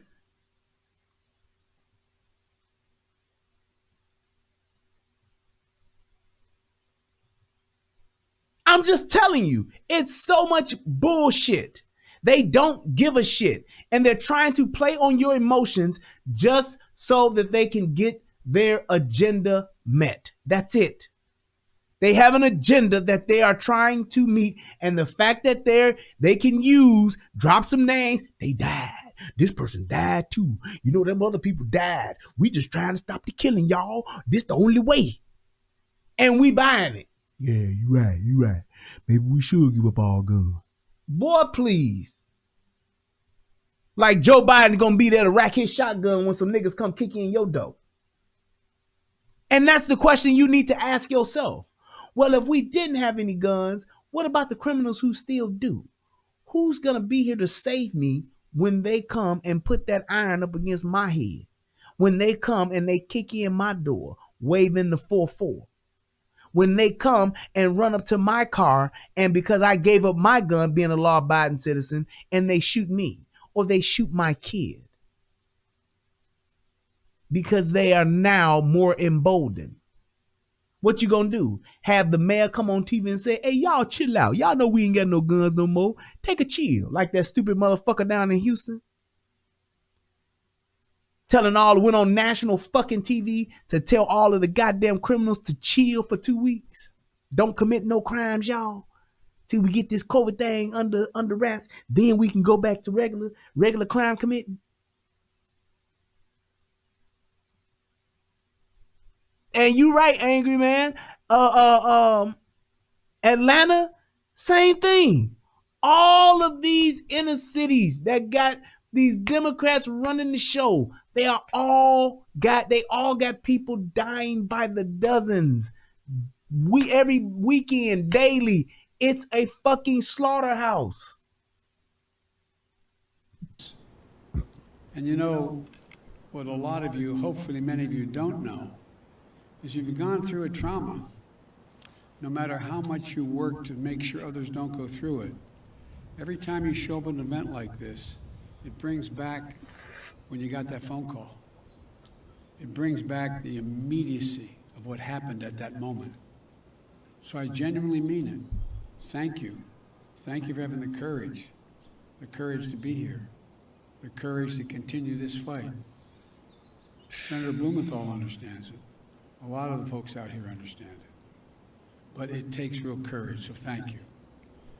To turn pain into purpose and demand that we take the action that gives meaning to the word enough. Enough, enough, enough. Because what they want you to know, what they want you to do is not just listen. Every day in this country, 316 people are shot every single day. 106 of them die every day. Our flag was still flying at half-staff for the victims of the horrific murder of 8 primarily Asian American people in Georgia, when 10 more lives were taken in a mass murder in Colorado. You probably didn't hear it, but between those 2 incidents, less than 1 week apart, there were more than 850 additional shootings. 850 that took the lives of more than 250 people and left 500 injured. This is an epidemic, for God's sake, and it has to stop. So I'm here to talk about two things. First, the steps we're going to take immediately. And second, the action that needs to be taken going forward to curb the epidemic of gun violence. I asked the Attorney General and his team to identify for me immediate, concrete actions I could take now without having to go through the Congress. And today I'm announcing several initial steps my administration is taking to curb this epidemic of gun violence. Much more need to be done, but the first, want to rein in the proliferation of so-called ghost guns. These are guns that are homemade, built from a kit, that include directions on how to finish the firearm. You can go buy the kit. They have no serial numbers, so when they show up at a crime scene, they can't be traced. And the buyers aren't required to pass a background check to buy the kit. Here's the thing. What if it's a stolen gun? How is it traced? What if it's a gun that has the serial numbers filed off? How can that be traced?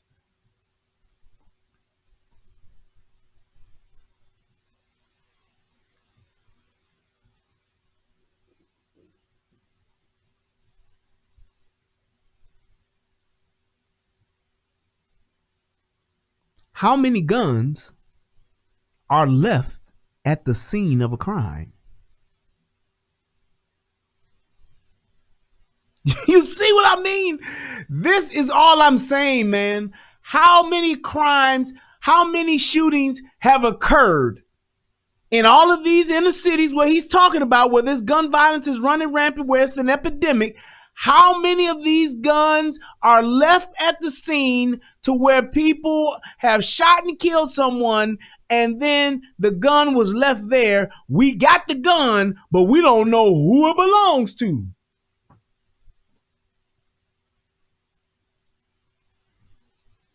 Because a gun that doesn't have a serial number is what he's essentially saying is a ghost gun. So if I buy a gun and I file the serial number off of it, there's no way to find out where that gun was purchased from. Y'all do know that, right? So a ghost gun is not a new thing. It's just a new term given to a gun that doesn't have a serial number. Here's the other question. How many ghost guns are committing murders in today's world? You have no fucking idea, do you? How many niggas do y'all know got 3D printed guns? How many niggas do y'all know that got 3D printers? I'm just saying, how many do y'all know? I'm telling you right now, I know only, and I'm a well-versed motherfucker. If I do say so myself. I know a lot of different people from a lot of different backgrounds. I know of 2 people that got 3D printers. Both of them are white.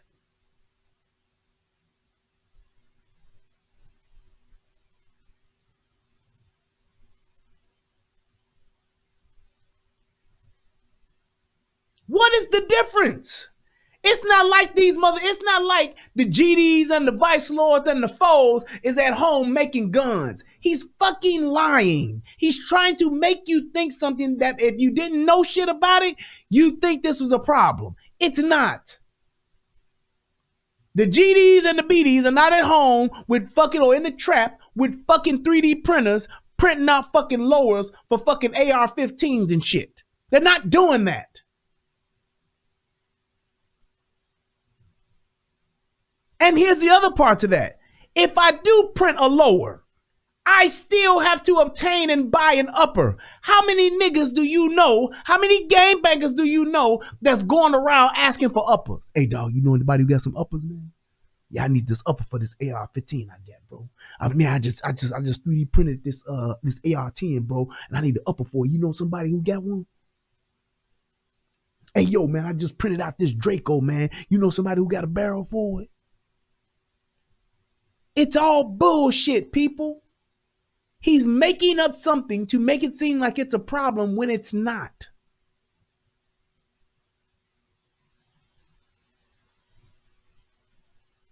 Do you know how much it would take I'm just being, and I'm just being 100 with y'all. I'm just being as real as I possibly can. This is just what it is. Do you know how much in materials niggas would have?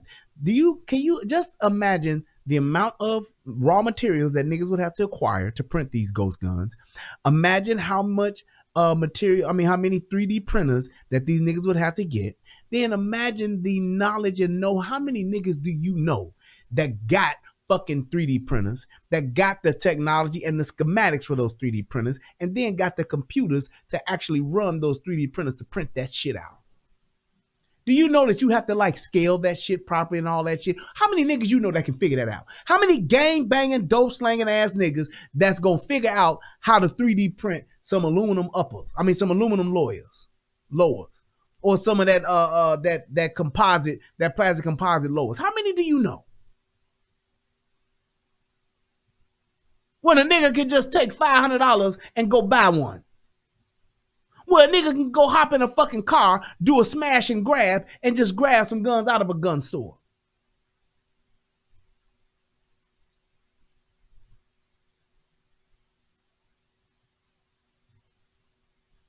I'm telling you, it's such bullshit. And the thing is, too, yes, Wolf Bear, the thing is, even when those people that are printing out these 3D parts, the technology hasn't even gotten to the point to where these guns are even that reliable.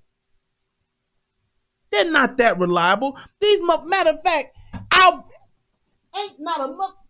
on. There ain't a motherfucker that I know that could print out this piece here. I would break it down for you, but I ain't about to go through all of that right now. It would be just this. Take this barrel off, just this part down here. This part right here. I don't know of a motherfucker that can print something that's of quality like this that's gonna work. This motherfucker gonna work for the next 100 years. Ain't nobody printing these to where it's an epidemic. It's not happening. Let old Sleepy Joe tell you though, it is. It's bullshit. To make the gun. Making guns. Consequently, anyone. Man, think about that in itself. Just think about that in it. Man, you let a motherfucker come tell me, hey man, these niggas is making guns. You know what I'm gonna say? What? Hey man, you know such and such, man, them niggas over there making guns, Joe. I'm be like, what? Get your lying ass out of here. If you don't get your lying ass the fuck out of my face, if you don't get your lying ass the fuck up out of my face, if you don't get your lying ass the fuck out of my face. What kind of shit is that? Niggas is making guns now, huh? That's what they're doing.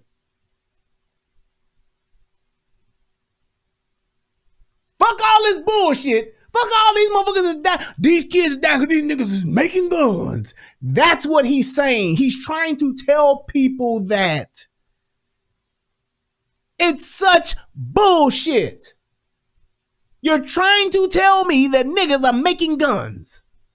And it's to the proportion of an epidemic. Man, get the fuck out of my face on the internet. Anyone from a criminal to a terrorist can buy this kit in as little as 30 minutes, put together a weapon. You know, I want to see these kits treated. See, what James Grant said, I know someone, but that has that quality printer, but that is a multi-million-dollar polymer research group. Exactly. It's like, people don't understand what it takes to do that. Now, if you just want to do something that's novel, you want to make some shit, great. I get it. You want to be creative. People are not producing lowers like that. They're just not. They don't have the fucking. Do you realize that? Let me give you some facts. Let's walk this down and let's be logical. If it was that easy to make lowers, trust and believe, everybody would be doing it. Excuse me. Everybody would be doing it. I'm talking, and I ain't talking about just your game, but I'm talking about your back in the woods, your white boys that love to just sit back and make shit, that all of your fucking welders and all of that shit, they would be making a mint. They would be cranking them out by the hundreds, and they would be selling them. That's what they would be doing. They would be selling these motherfuckers like hotcakes. Build your own gun in just 2 days. Build your own gun in just 2 hours. Put your own gun together in a matter of minutes. That's what they would be doing. If there was some real serious money that could be made and the quality was there to do it, they would be doing it, and it would be getting done to the proportion of where it would be putting these other AR-15 manufacturers out of business. We wouldn't need a Daniel Defense. We wouldn't need a Barrett. We wouldn't need a Palmetto State. We would not need these a Colt. We wouldn't need a Smith & Wesson. We wouldn't need a Springfield Arms. They would be out of business, literally. With the gun boom that we've had in the past year, the most guns that have ever been purchased have just been purchased this last year. They would be out of business if you could make this shit at home. Now, there's some factual information for you. You can take that shit and really apply it. It ain't just me talking out the side of my neck. I just walked it down for you. If it could be done, and it was that much of an epidemic with the high demand of guns today, and I didn't have to wait because I got a white boy that's making them at a goddamn parking lot somewhere, and I can just go get the pieces, I do it. I would do it.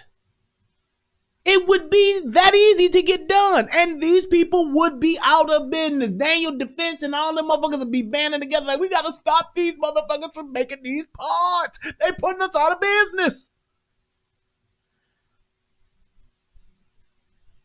Just telling you. All of these gun manufacturers are literally, they can't make them fast enough. They're all on back order. They all are on back order.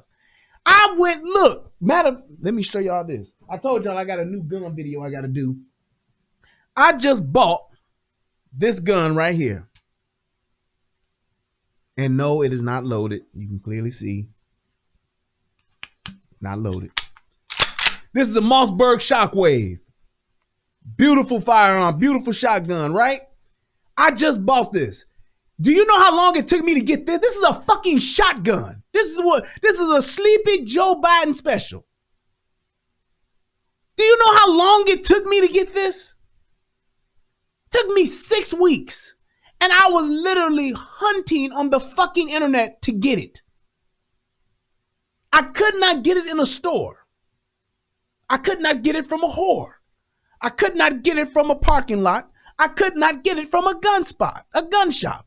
I could not get them anywhere, Sam I Am. I could not get this shotgun in my hand.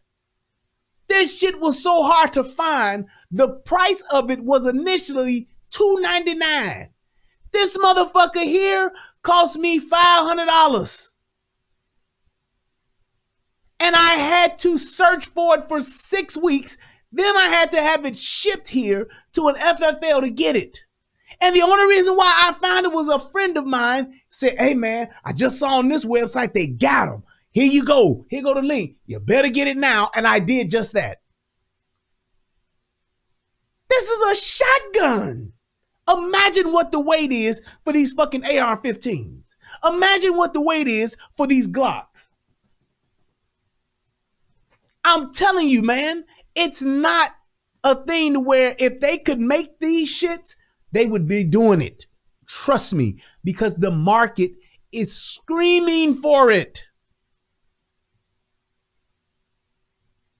Screaming for it. So if it could be done in this capitalistic motherfucking country we got here, don't you know that they would be doing it, man? Jeez. It's firearms under the Gun Control Act, which is going to require that the seller and manufacturers make the key parts with serial numbers. And now here's where the bullshit starts. If I'm a manufacturer and I got to make it where the key parts are, you notice his punk ass didn't say what the key parts were, did he? Run background checks on the buyers when they walk in to buy that package. Here's the thing. Who decides what the key parts are?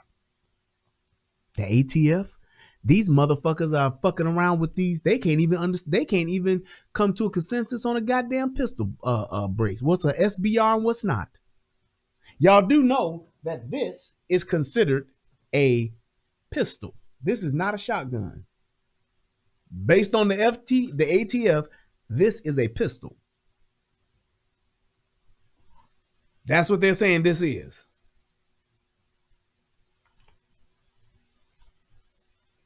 Not the smartest motherfuckers in the goddamn bunch. Just saying, it's like when you're talking about what we gonna do this. Well, you say we gotta put all the key parts. What the fuck is a key part? Because in my opinion, 90% of the shit that's on a gun is a key part.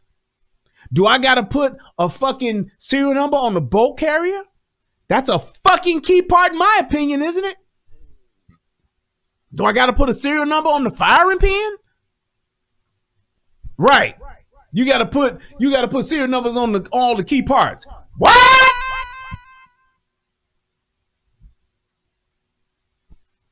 It's like, dude, what is a key part? The barrel? So now I gotta put serial number on the upper and the lower?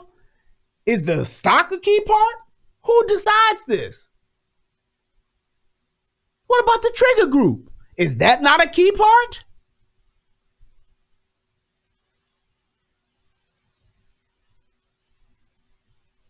Then it's like now you get all of this shit that has to happen. Now what do you think is gonna happen to the gun?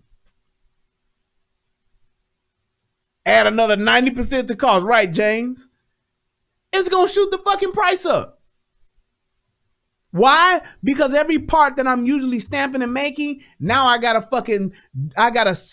get some type of serialization system put in place where I can serialize every goddamn piece that the ATF or the government is gonna deem is a major part. And that can all change based on who's in fucking office.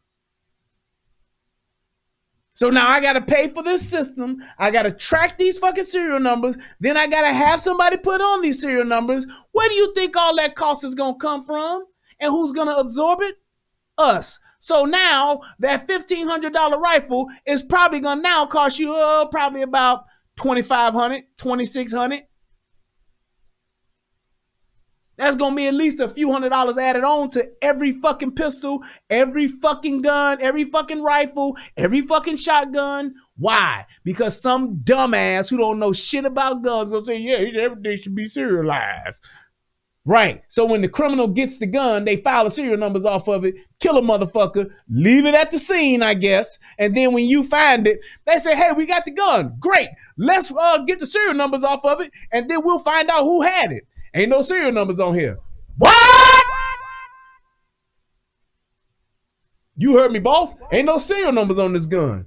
What? What happened to them? They must have filed them all off. Off of every part of the gun? Yeah. Hey, we don't know whose gun this was. Why not? Because they filed off all the serial numbers. What? Stupid shit. The second action we're going to take. Back in the year 2000, the Bureau of Alcohol, Tobacco, and Firearms released a report on its investigations of firearms trafficking in America. The report was of pivotal value. It was an important tool for policymakers when I was in the Senate and beyond, at all levels, to stop firearms from being illegally diverted into dangerous hands. Today, with online sales and ghost guns, trafficking methods have changed, and we have to adjust. We also have to ask the Justice Department to release a new annual report. This report will better help policymakers address firearms trafficking as it is today, not what it was yesterday. And here's my thing. Why are we tracking firearms to what purpose?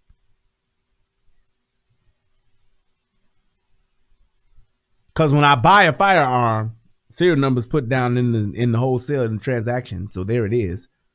Why do you want more tracking of firearms? Online sales. When I bought that gun online, when I went and picked it up from my FFL, it was the same process as if I was buying it in the store. I'm just telling you, that was my first time ever buying a gun from an FFL. Actually, no, it wasn't. I bought my rifle. It's kind of like the same way. Well, my rifle, when I bought it, it got ordered from my gun store. The gun store that I went to, shout out to 616 in Michigan. They actually did all of the legwork for me. And then I still had to fill out the same paperwork. But when I got this gun, and I bought this gun online myself, and I had to have it sent to an FFL. That FFL, when I went to pick it up, I was in that goddamn store, even though he was a new guy and was kind of slow. I was in that store, and they went through the same process as if I was actually buying the gun like from the counter. So what is the difference? What is this additional tracking for? What do you need to track more of? Why do you need serial numbers on all the parts and all of that shit? Right. And like Mega Mortar said, God forbid if I get all these parts registered, because all these serial numbers, I'm telling you right now, all of these serial numbers that they want to put on these parts are going to have to go on to the gun sale.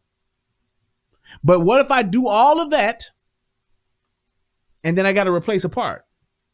Then what do I got to do now? I need my trigger sear got damaged. My barrel is warped. Need a new bolt carrier. I upgraded my bolt carrier, upgraded my charging handle. What if I do all of that and then what? I gotta now re-register everything? That's gonna cost money. I gotta pay to do that. So I buy a new part, then I gotta pay to register that new part. I upgrade my gun. I got to pay to register my upgraded new gun. My upgraded gun. It's bullshit, man. Straight bullshit.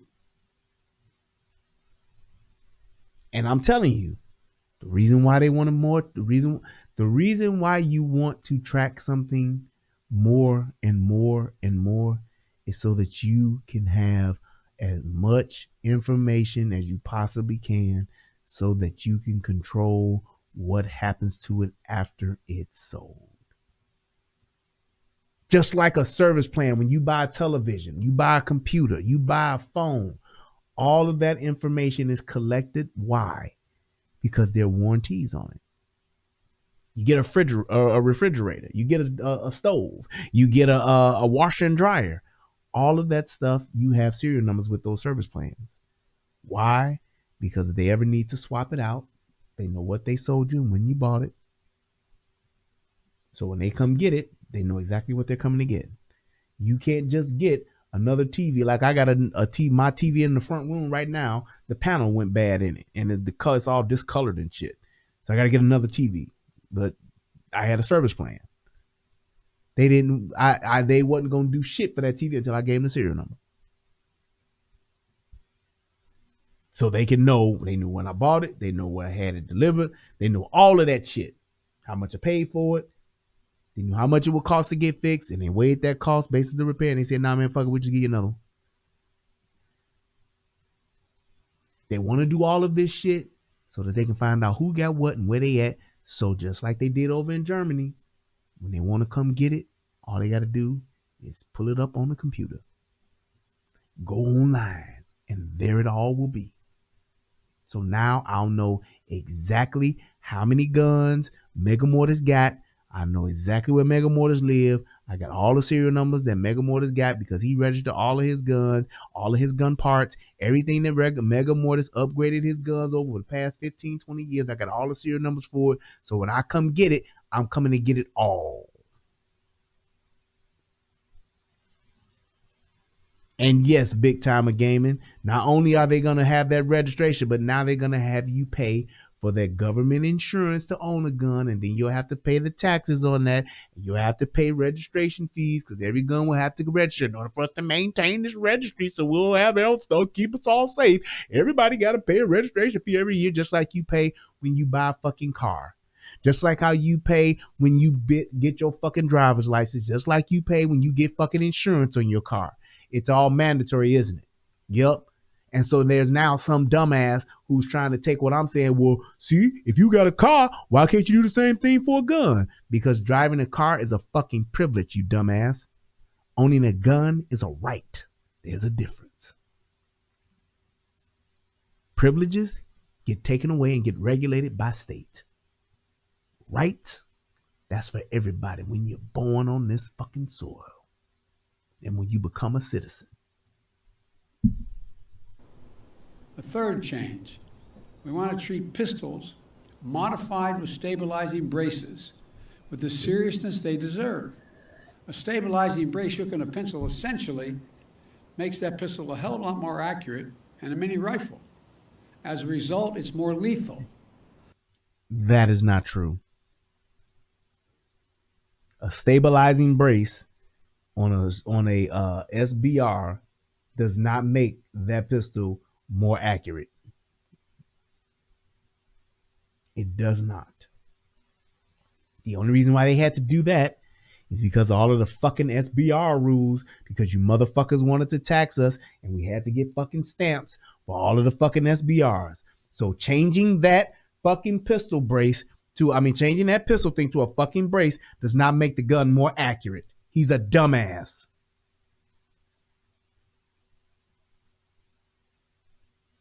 He just made that shit up because some stupid motherfucker who don't know nothing about guns wrote this dumbass's speech for him, and he just reading what the fuck he's being told. Effectively turn it into a short-barreled rifle. It's already a short barrel rifle. You're the dumbasses, you and the fucking ATF, y'all the stupid motherfuckers that got together to try to figure all this shit out, to try to keep people from owning these guns, to say, hey man, this is what we got to do. Well, we're going to do this. Well, if we do this, then that wouldn't be it. Then if we do that, then that wouldn't be it neither. Well, we could tell them to do this and that'll be right. And exactly, you are right, guys. That brace was created for people with disabilities. That's what it was initially created for.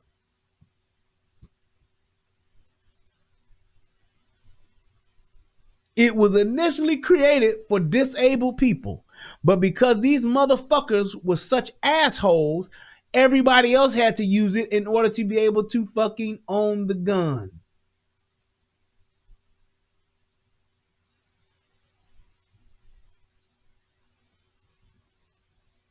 That's what it is. The alleged shooter in Boulder appears to have done. I want to be clear. And it's clear. You want to be clear? I want to be clear too, Joe. Mr. President, in all actuality, in all honesty, sir, you don't know shit about guns. Shout out to my man Leviathan, hit your boy with $10. You don't know shit about guns, dude. You don't know a goddamn thing about guns. You just don't. And I find it quite offensive to have somebody telling me about guns when they don't know shit about them.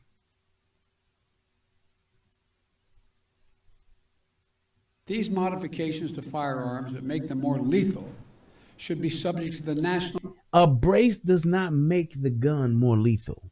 It doesn't.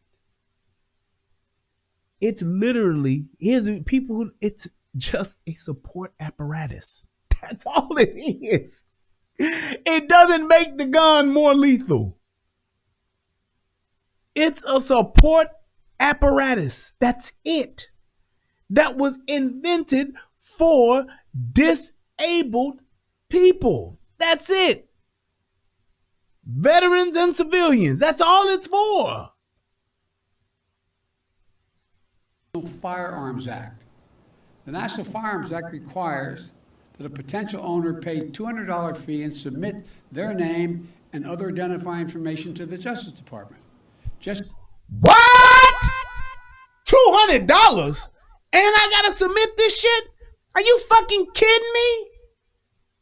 If that ain't taxation without representation, I don't know what the fuck is. So now y'all just gonna tax me just for the fucking sake of taxing me. Because you know motherfuckers got guns, you know motherfuckers want guns. So hey, we can make a pretty penny off of this and we can show up our own motherfucking pet projects and shit we want to do with some of this fucking money.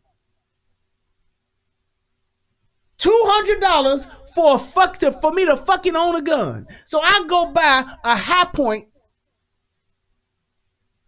for $200, might be on sale for $150. I gotta pay $200 on that? Are y'all serious? Are you fucking kidding me? If I go buy a fucking SBR with a suppressor on it, I'm going to have to pay $200 for the SBR, $200 for the suppressor, and then I'm going to have to pay $200 just to register this motherfucker.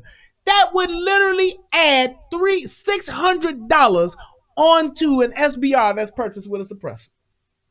So not only I got to pay an arm and a leg for the fucking gun, I got to pay an arm and a leg for the goddamn suppressor, but then I got to pay an arm and a leg for the government just to have what the fuck I'm spending my money on.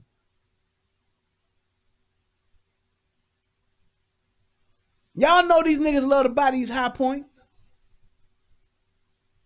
And I dog a motherfucker. Every motherfucker that get one too. My motherfucker brother-in-law had a High Point. He had a High Point in a nylon holster. I said, boy, if you ain't got the cheapest gun set up in America, I don't know what the fuck is. I said, why you carrying something around on your hip that you don't even know it'll work? It'll do work. I'm like, man, get that shit out of here. I said, you know, once you get finished, if you ever empty the magazine, they tell you, High Point, and tell you to actually take that gun and to throw it at the person. Because it ain't good for shit else. And all you motherfuckers out there with High Points, I'm talking to y'all too. They tell you once you get through that first mag of that High Point, just throw it at the motherfucker. Because it ain't going to work again on the reload, I'm telling you.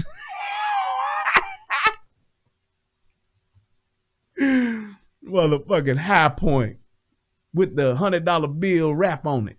You niggas. That's it. I'm gonna tell you, the $100 bill wrapped High Point is racist. Cause ain't nobody but niggas gonna buy some shit like that. That, sir, is the first and the only racist gun I have ever seen. Yes. The $100 bill wrapped High Point is a racist fucking gun. That's all I'm saying. Chuck said my mag split. See? Say they would if they went out and purchased a silencer for a gun. Right. Fourthly, during my campaign for president, I wanted to make it easier for states to adopt extreme risk protection order laws. They're also called red flag laws, which everybody in this lawn knows, but many people listening do not know. Yep. These laws allow a police or family member to petition a court in their jurisdiction and say, I want you to temporarily remove from the following people any firearm they may possess because they're a danger and a crisis. They're presenting a danger to themselves and to others. So essentially, you're telling me that someone who does not have a psychology background, someone who is not a medical professional, gets to tell the police that you need to come and get their guns, and the police will come and take their guns, and then what? They now have to go to court to fight to get their guns back. Yeah, that makes a lot of fucking sense. Anybody could just say that. Family member, girlfriend, a mad bitch, whatever the fuck, anybody who don't like your ass could potentially tell the fucking government to come get your guns, and then you gotta go back and forth, taking off work, doing all this other shit to get the guns back to actually exercise your constitutional right that is given to you by the Bill of Rights to actually have a gun. I got to go fight for it because of what a motherfucker said. Now, here's the funny part. Wouldn't that be called hearsay? Well, how do you know? Well, I was just talking with the person. They didn't sound right. Well, do you have any evidence? Well, I'm just telling you. You don't want to be wrong on this one now, do you, officer? Well, I guess not.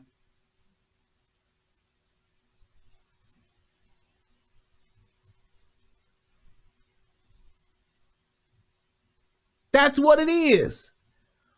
The fact that they're even entertaining that anybody, a motherfucker can just call on your ass. And you don't even know who the fuck it is. You don't even know who the fuck called. You break up with your girlfriend, you leave her for some other woman, she mad at you, she gonna fuck you over. Tell me a woman ain't gonna do that.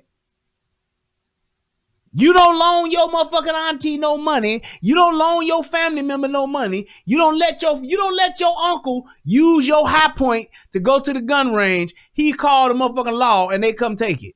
Now what?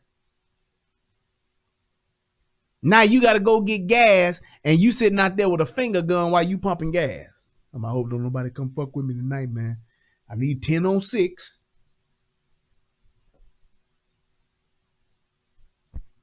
Officer come knocking at my door talking about, yeah, man, we got a call. They said that you ain't been acting right. You need to come get your guns. I'm going to be like, what?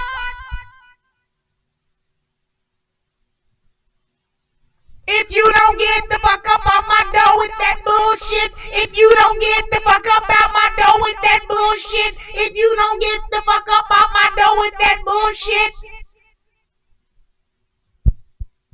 Like, come the fuck on. That's not even well thought out.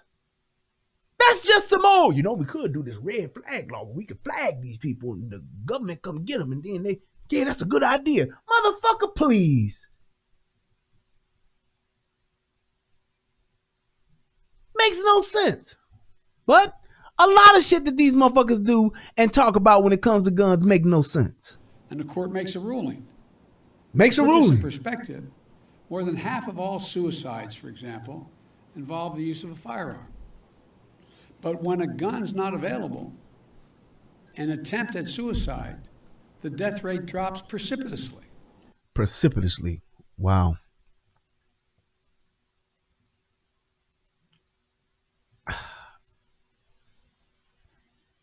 I don't know if that's a word or not. I haven't heard it before, but whatever.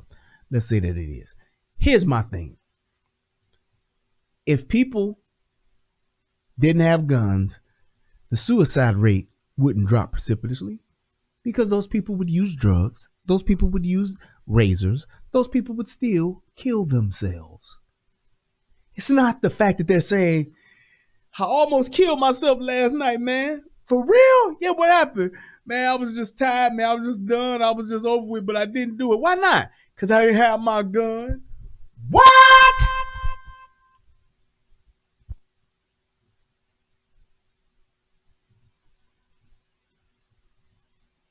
Had I had my gun, I'd have killed myself last Thursday.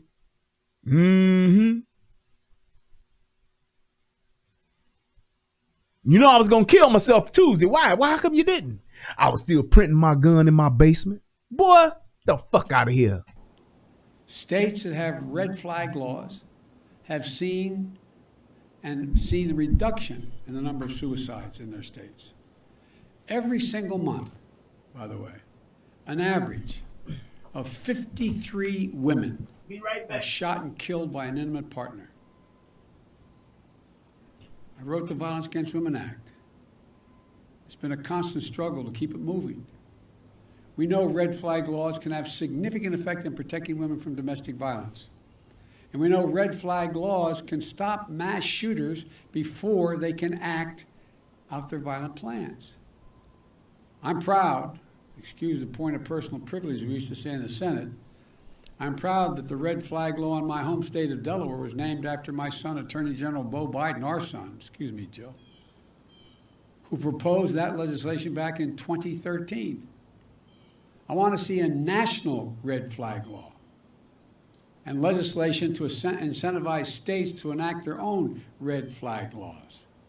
Today, I asked the Justice Department to publish a model red flag legislation so states can start crafting their own laws right now. Just like with background checks, the vast majority of the Americans support these extreme risk protection order laws. And it's time to put these laws on the books and protect even more people. They don't. The Attorney General will have more to say about this in a moment. Additionally, we recognize that cities across the country are experiencing historic spikes in homicides, as the law enforcement can tell you. The violence is hitting Black and brown communities the hardest. Homicide is the leading cause of death of Black boys and men ages 15 to 34. The leading cause of death. And that's true. However, the guns that are used are not used by law-abiding citizens. The people that have those guns are not law-abiding citizens. The criminals are actually using those guns, are not supposed to have them. And here's another interesting fact. The gun that is being used 99% of the time is a handgun and not an AR-15 or what they call assault weapon style gun or a weapon of war gun. Y'all do know it's something like 300 people or something like 300 shootings occur every year that are the result of a rifle or an AR-15 style platform type of gun. So your AKs, your AR-15s, all of those guns, it's like only 300 of those a year. The rest are all handguns.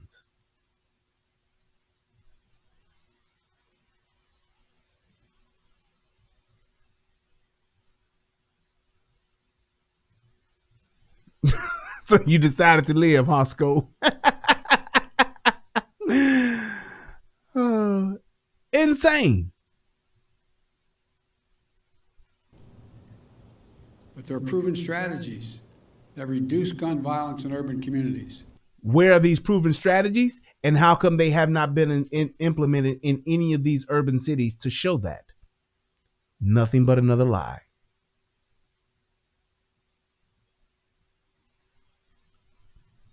Dark Knight Mentality says, do you notice that they are making laws that do the same thing as previous laws? The red flag law is already inherent in the background check.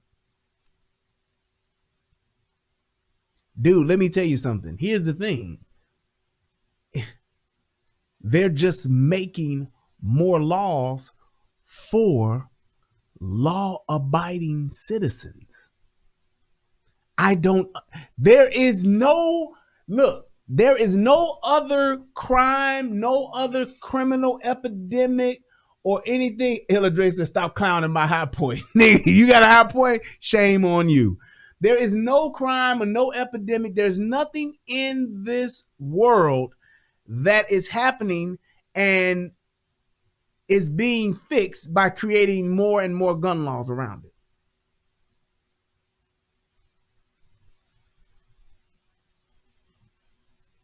There is nothing that is killing people where people are dying from this particular thing, but we're stopping it because we've made more laws for it. It's an illegal thing. It's illegal to just kill somebody because whatever the fuck they did is not self-defense. It's illegal. If you're not protecting your life or someone else's life who's about to suffer death or grave bodily harm, it's illegal to do that. There is no other epidemic that is occurring where the people, we need more knife laws. We need more sticks and stone laws. We need more driving laws. There are none. There are hundreds of thousands of people that die from vehicular homicide every year.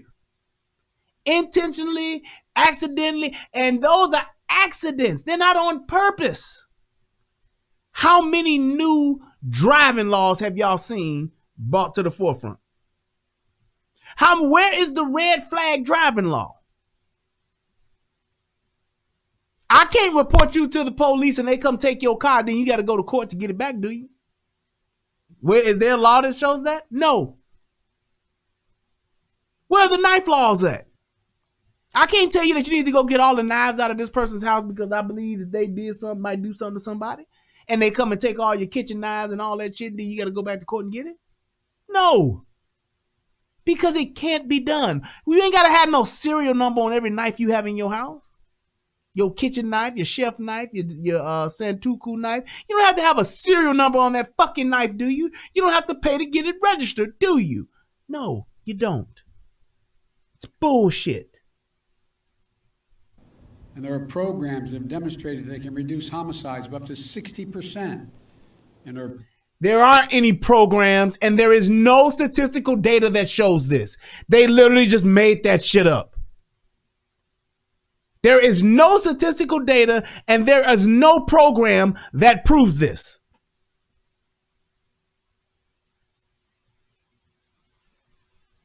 And if a motherfucker come with some, oh, well, see, over in Europe, they did it that. Well, Europe don't have what we have. There is no other country on the face of the earth where the citizens have guns and have access to guns like we do. So you telling me about some shit that happened in Switzerland, some shit that happened over in Nova Scotia, some shit that happened in Russia, some shit that happened in Norway, or wherever the fuck else you want to come up with. You can't compare it to the US of A because none of them were at the point that the US of A was at when it comes to gun and gun ownership. We have a gun culture here. They don't have that in Switzerland. They don't have that in Norway. They don't have that in the UK. They don't. So nah. Communities.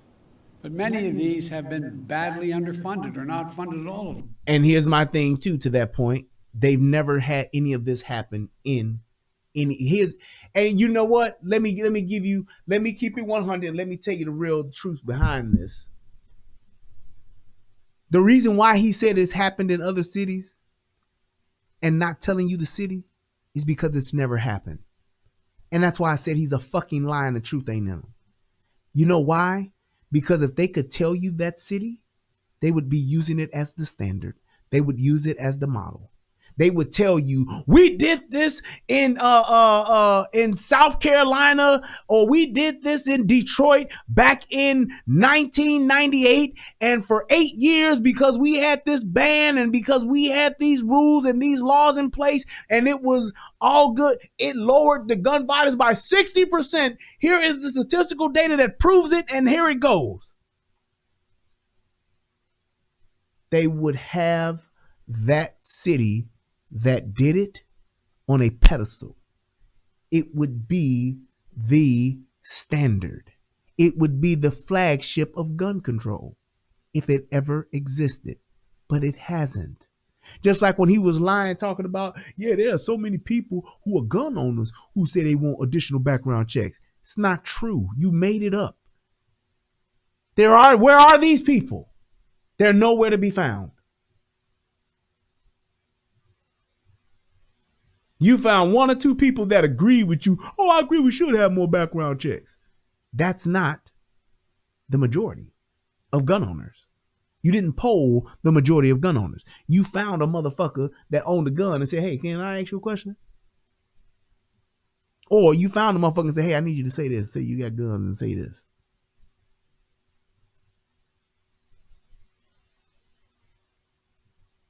I'm just telling you, if they had something that actually was what he's saying, they would tell you what it is. They would show you. Just like how he always talk about, yeah, I took on the NRA and I won. He never tells you that the reason why his 10-year assault weapons ban was dissolved, because the statistical data showed it didn't work. There was no decrease in gun violence. None. That's why they said, yeah, we're only going to do it for 10 years. They gave him 10 years and it didn't work. And they said, nah, player, we good. You can get rid of this. Well, why? Because the shit don't work.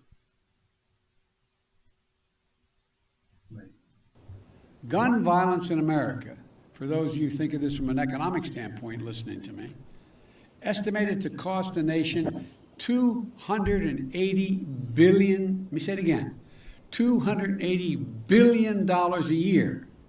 You say, how could that be, Joe? Hospital bills, physical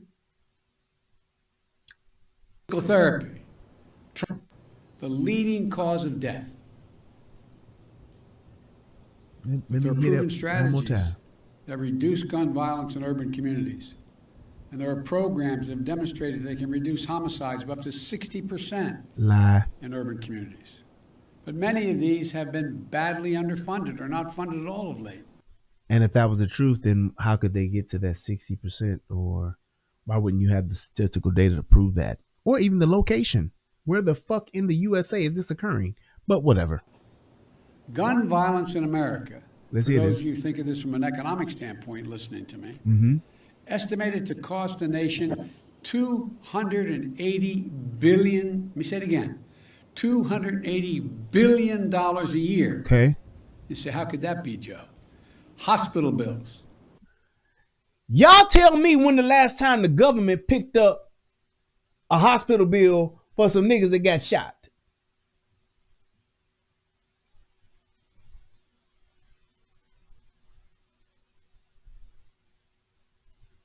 I'll wait. And hold on, let me just say this.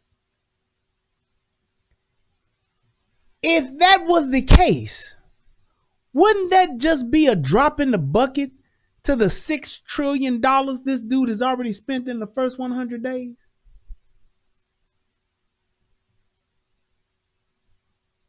Would that not be just a drop in the bucket? 280 billion compared to the $6 trillion y'all have already spent?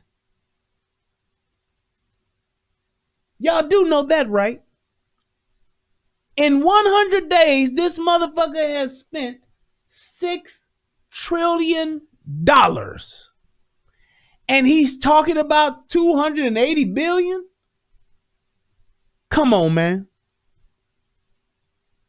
Come on here now. How the fuck are you now this frugal motherfucker who wants to save and count every penny when you just spent $6 trillion? In 100 days, you spent $6 trillion. Exactly, Lewis. $6 trillion on what? Nothing but pork and pet projects. That's it. They've only spent something like maybe $1 billion or so, maybe a few $1 billion on COVID. All the rest of this shit has went to pet projects. Y'all remember that show I did when we added up all that goddamn shit they put in that other bill that Trump had passed right before the election? And he called their ass out on it. These motherfuckers are just printing money.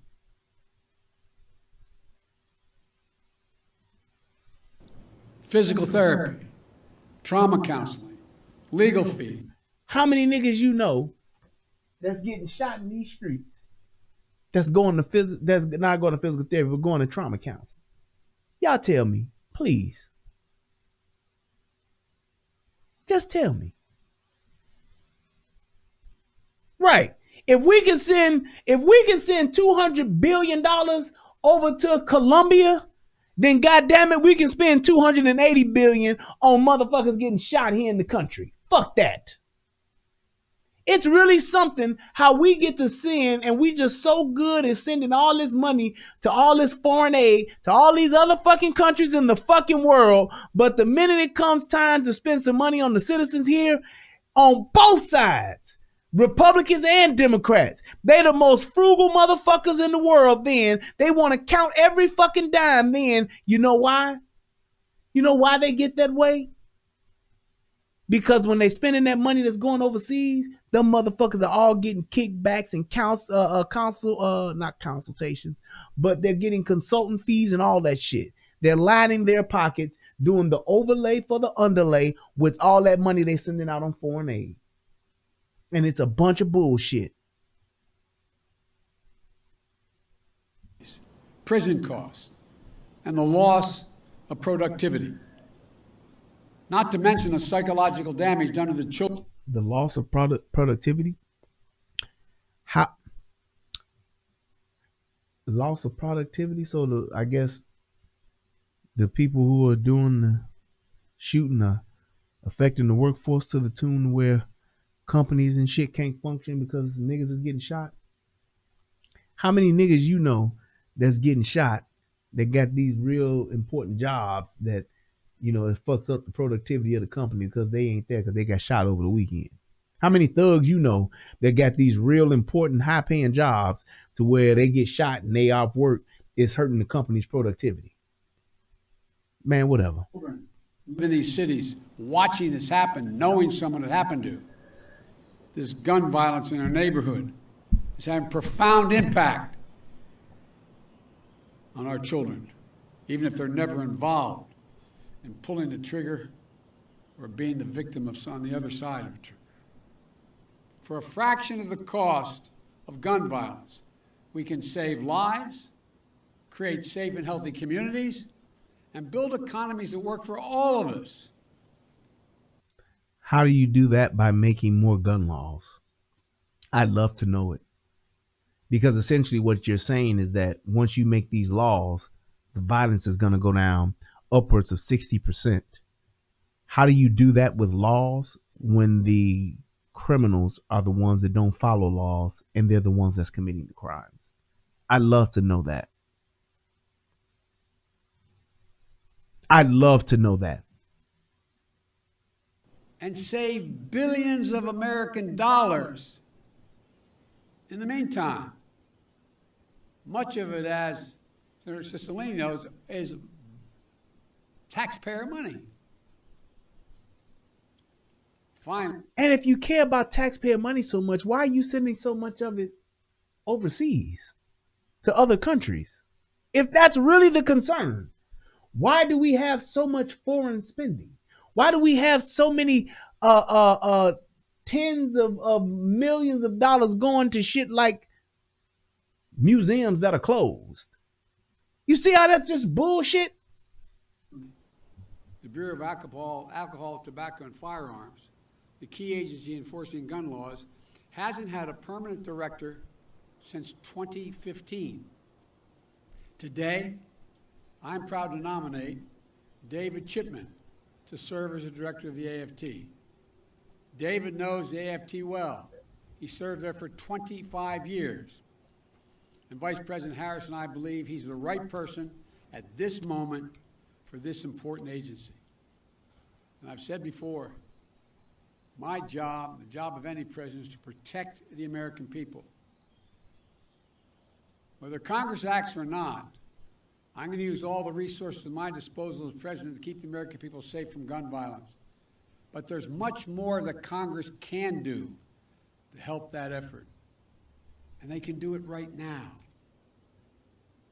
They've offered plenty of thoughts and prayers, members of Congress, but they've passed not a single new federal law to reduce gun violence.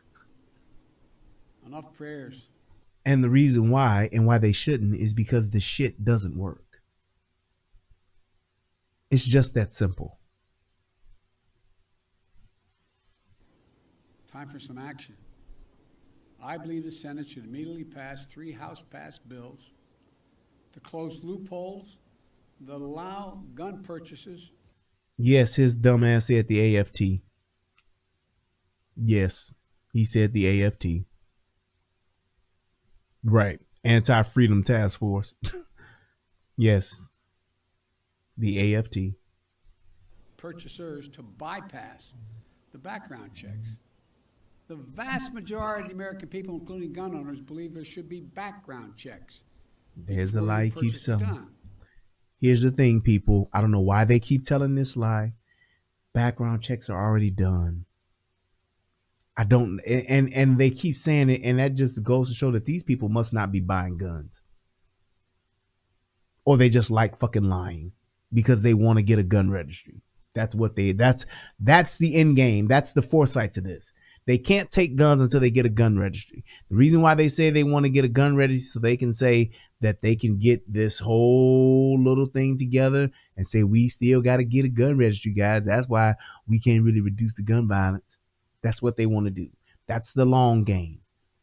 Because a gun registry is how you take guns. Ask Germany, ask Australia, ask good old fashioned Venezuela, and now you can ask Canada because they're on their way next. As was noted earlier, hundreds of thousands of people have been denied guns because of the background checks. What more would have happened? These bills, one, require background checks for anyone purchasing a gun at a gun show or an online sale. They already do it. Most people don't know it. You walk into a store and you buy a gun, you have a background check. But you go to a gun show, you can buy whatever you want and no background check. Second thing is to close what's known as the Charleston loophole. Like people here, I spent time down at that church in Charleston. What happened is someone was allowed to get the gun used to kill those innocent people at the church service. If the FBI didn't complete the background check within 3 days, there's a process. If it wasn't done in 3 days, according to the Charleston loophole, you get to buy the gun. And you know how that happens? Because you have FBI agents calling wrong police departments to verify when they do get a hit. And then you don't have enough infrastructure for FBI agents to do this shit. It's that simple. They bought the gun and killed a hell of a lot of innocent people who invited him to pray with them. And three, reauthorize the Violence Against Women Act, which is so-called close the boyfriend and stalking loopholes to keep guns out of the hands of people found by a court to be an abuser and continuing threat. I held over 1,000 hours of hearings to pass. Here's my thing. What would stop a person, a boyfriend that's an abuser, or a girlfriend that's an abuser? What would stop them from getting a gun illegally if they're denied one legally? I'll wait. The Violence Against Women Act. And one thing came through. If, in fact, a stay-away order, an order preventing the abuser from coming in a certain distance of the person he has abused, or which always gets violated. And now, the idea that they can own a weapon when they have a court order saying they are an abuser, these are some of the best tools we have right now to prevent gun violence and save lives. But all these bills, they had support of both Democrats and Republicans in the House. And universal background checks are supported by the vast majority of the American people. And I might add, the vast majority of responsible gun owners. That's not true. He's just lying. But the thing is, if you have something like that in place, when it comes time for that person who has a domestic abuse case or whatever the case may be, they got a domestic, you got a case. If you have not been found guilty, whatever happened to the whole innocent till proven guilty thing? Because you're making it seem like people don't lie. You're making it seem as though that a woman won't call the police on a person, and then they lock that person up, and then she'll be the first one saying don't lock him up, or she'll be down there the next day to bail him out. Like that don't happen. It's all bullshit, man. It just is. And my whole thing is, you can tell me you got these isolated incidents where shit did go left. All I'm saying is this. There is no statistical data that shows that creating more laws would actually stop what it is that you're claiming it would.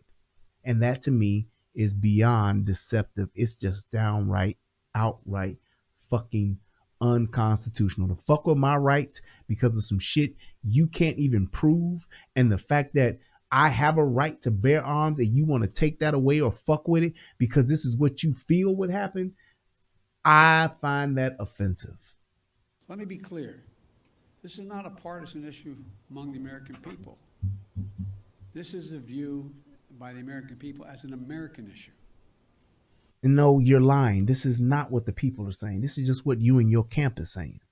And I'm willing to work with anyone to get these done.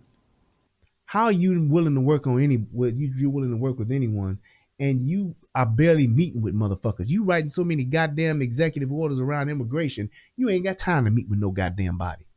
You so full of shit. You talking about you want to meet with people, and the people who telling you what to do are telling you can't meet with people. You can't even answer questions after a goddamn press conference because somebody is telling you, no, you're not doing that. But you willing to meet with people. Get the fuck out of here, man. It's all a fucking lie. You don't even know what the fuck you do. You don't even have the authority to tell yourself what you gonna do. You can't say, I'm taking questions after this, and it happens. There's somebody saying, no, you ain't. And then you're like, oh, okay. Where we going next? You are a fucking puppet, sir. A shell of the politician that you used to be. You don't even call your own fucking shots. And it's long past time that we act.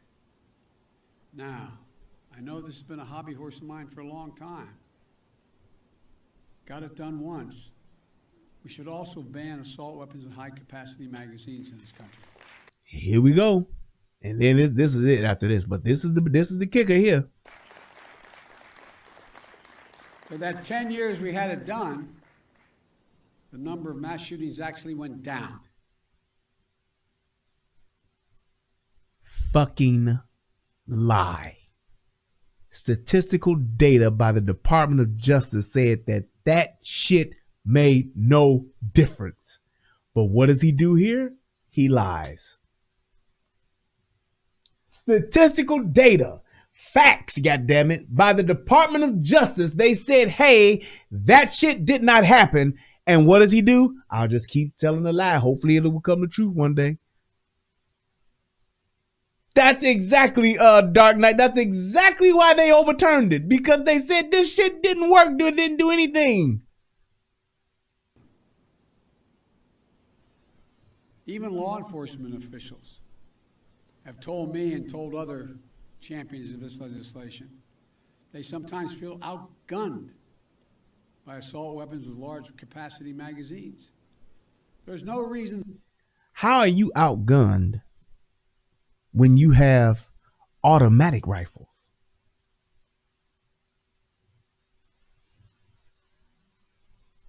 You heard that right. Yeah. Law enforcement got that full ride. They can get that full ride on their motherfucking AR-15s. They don't need no bump stock. They can get that full ride if they want it. How the fuck?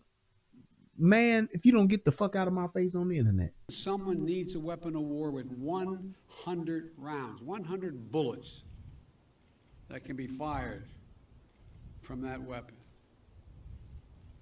Nobody needs that. Nobody needs a car that goes 180 miles an hour. Nobody needs a car that goes 150 miles an hour. Nobody needs a car that goes 120 miles an hour. You know why? Because the speed limit, the highest speed limit anywhere, I believe, is 100 miles, ain't it? Or 90. So how come we don't make all vehicles to stay under that speed limit threshold? No, it's higher than 65. Out in California, I believe it's 90. I think you can do 90 out in LA.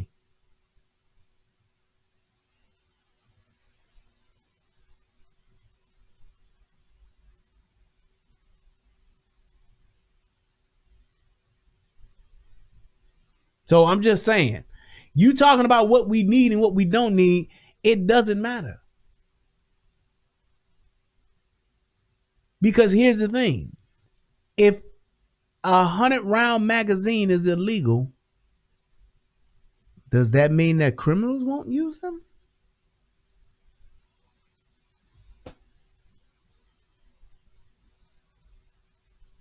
Nobody needs that.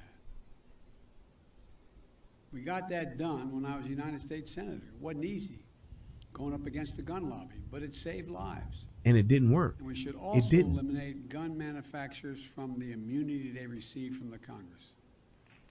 You realize? So if I shoot somebody with my Beretta, then you telling me that the gun manufacturer can get sued? So if I stab somebody with my Wusthof German steel kitchen knife, then you should be able to sue the knife company? So if I kill somebody with a Louisville Slugger baseball bat, you're telling me that you can now go and sue Louisville Slugger? So if I kill somebody with a hockey stick, you can go and sue the hockey stick manufacturer. So if I run somebody over with my Dodge Challenger, then you can go and sue Chrysler. Yeah, that makes a lot of fucking sense.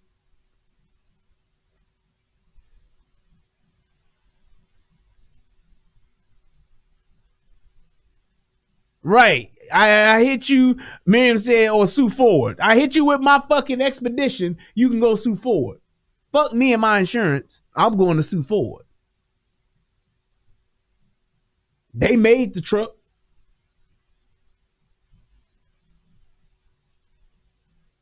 It's fucking stupid. Again, the people here, because they're so knowledgeable on here in the Rose Garden. But what most people don't realize, the only industry in America, $1 billion industry, that can't be sued, has exempt from being sued, are gun manufacturers. That's not true. Because if I make a fucking faulty fucking airbag or some shit like that in my vehicle and people die because of it, can't you sue them? If fucking Sig Sauer make a fucking gun that explodes or some shit like that because it's poorly made, you mean to tell me you can't sue them? I don't know about that.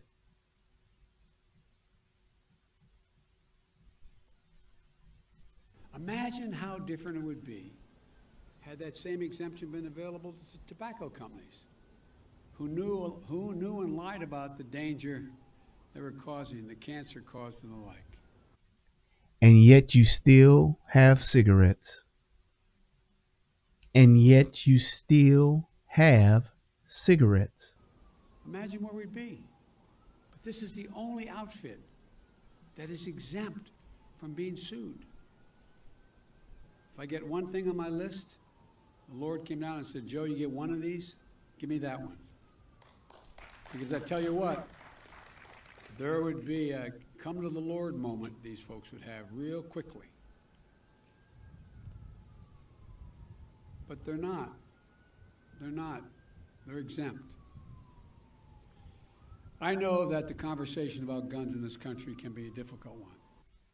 How about you just make the discussion about guns a logical, factual, truthful one?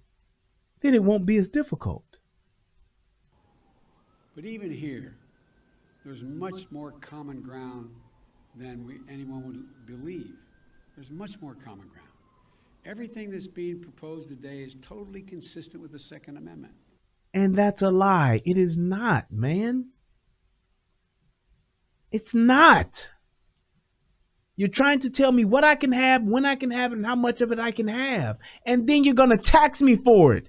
Are you telling me that that's in line with the Constitution? It's unfucking believable. There's a wide consensus behind the need to take action. I know that when overwhelming majorities of Americans want to see something change that will affect their lives, and it still doesn't change, it can be demoralizing to our fellow citizens. It can feel like our entire political process is broken. I know it's painful and frustrating that we haven't made the progress that we'd hoped for. But it took 5 years to get Brady Bill passed, and it took even more years to work to pass the assault weapons ban. And it saved lives. No matter how long it takes, we're going to get these passed. We're not going to give up. We have an opportunity to fulfill the first responsibility of government, to keep our people safe. And in the process, we can show the world and show ourselves that democracy works. That we can come together and get big things done. When I look around and see such brave survivors sitting out here in the Rose Garden, public servants who devoted their lives to advocates who feel strongly and are pushing every day to make the rational changes, and courageous parents and family members, I know the progress, even in this most difficult of issues, is possible. So folks, this is just the start. We've got a lot of work to do. But I know almost every one of you sitting in the garden here. None of you ever given up. Yep, y'all right on. Give up now. Actually, I'm gonna go ahead. The idea that we have so many people dying every single day from gun violence in America. And I'll end it with this. Here's the thing. I'm going to end it with these 2 points. Number one, if you want to stop gun violence, if you want to stop the violence, then you need to crack down on the criminals, not the law-abiding citizens. You want criminals to stop committing a certain crime? Then you need to crack down on the criminals. And the fact that the criminals are using this particular tool to commit the crimes, then you can actually crack down on the criminals who possess this tool. Because every time they have this tool, they don't necessarily commit that crime, but they get caught with the tool all the fucking time. So if you want to stop the violence, you want to stop the violence, the gun violence, you want to correct it, you want to try to fix it, you want to make a dent in it, come down on the criminals who are committing those crimes. The other thing is this. You should not be taxing me or creating more laws for me for a right that I actually have.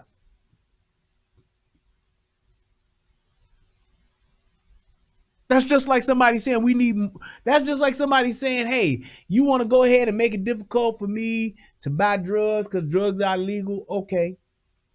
But if drugs was a right, if I had the right to do drugs in this country, to do illegal drugs in this country, why would you make more laws for me to get those illegal drugs? Makes no sense. Exactly. However, it is legally my right to have a gun. And it specifically says that me having that gun should not ever be infringed upon. Why are you trying to make laws to infringe upon it? Because they kept steady said this is in line with the Second Amendment. It does not go against the Second Amendment. Yeah, but you're infringing upon it. You're encroaching upon it. You're inching your way towards it. You're fucking with it. That's why I said before, don't fuck with me politics needs to be the way to go. You got people committing crimes, go get on the criminals.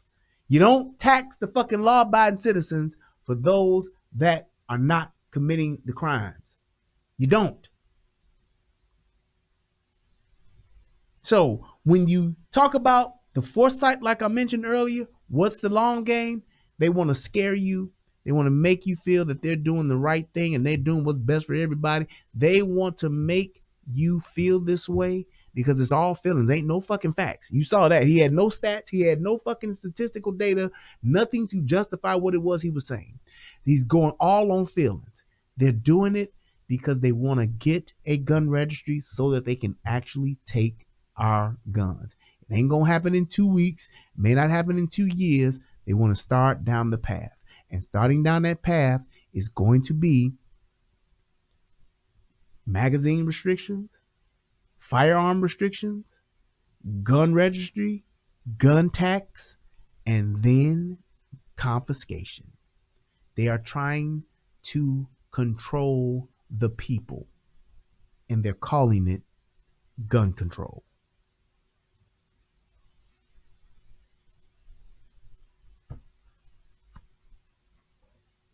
They're trying to control the people, and they're calling it gun control. Because you're taxing the people for their God-given right, their constitutional right. You're trying to tell these people that they can and can't have this, and you're trying to say that the reason why is because so many people is getting hurt. Well, if the criminals are committing the crimes, why are you coming up with laws that are going to affect the law-abiding citizens? Because there are more law-abiding citizens than there are criminals.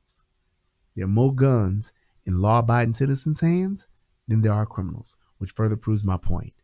They want to take our guns first.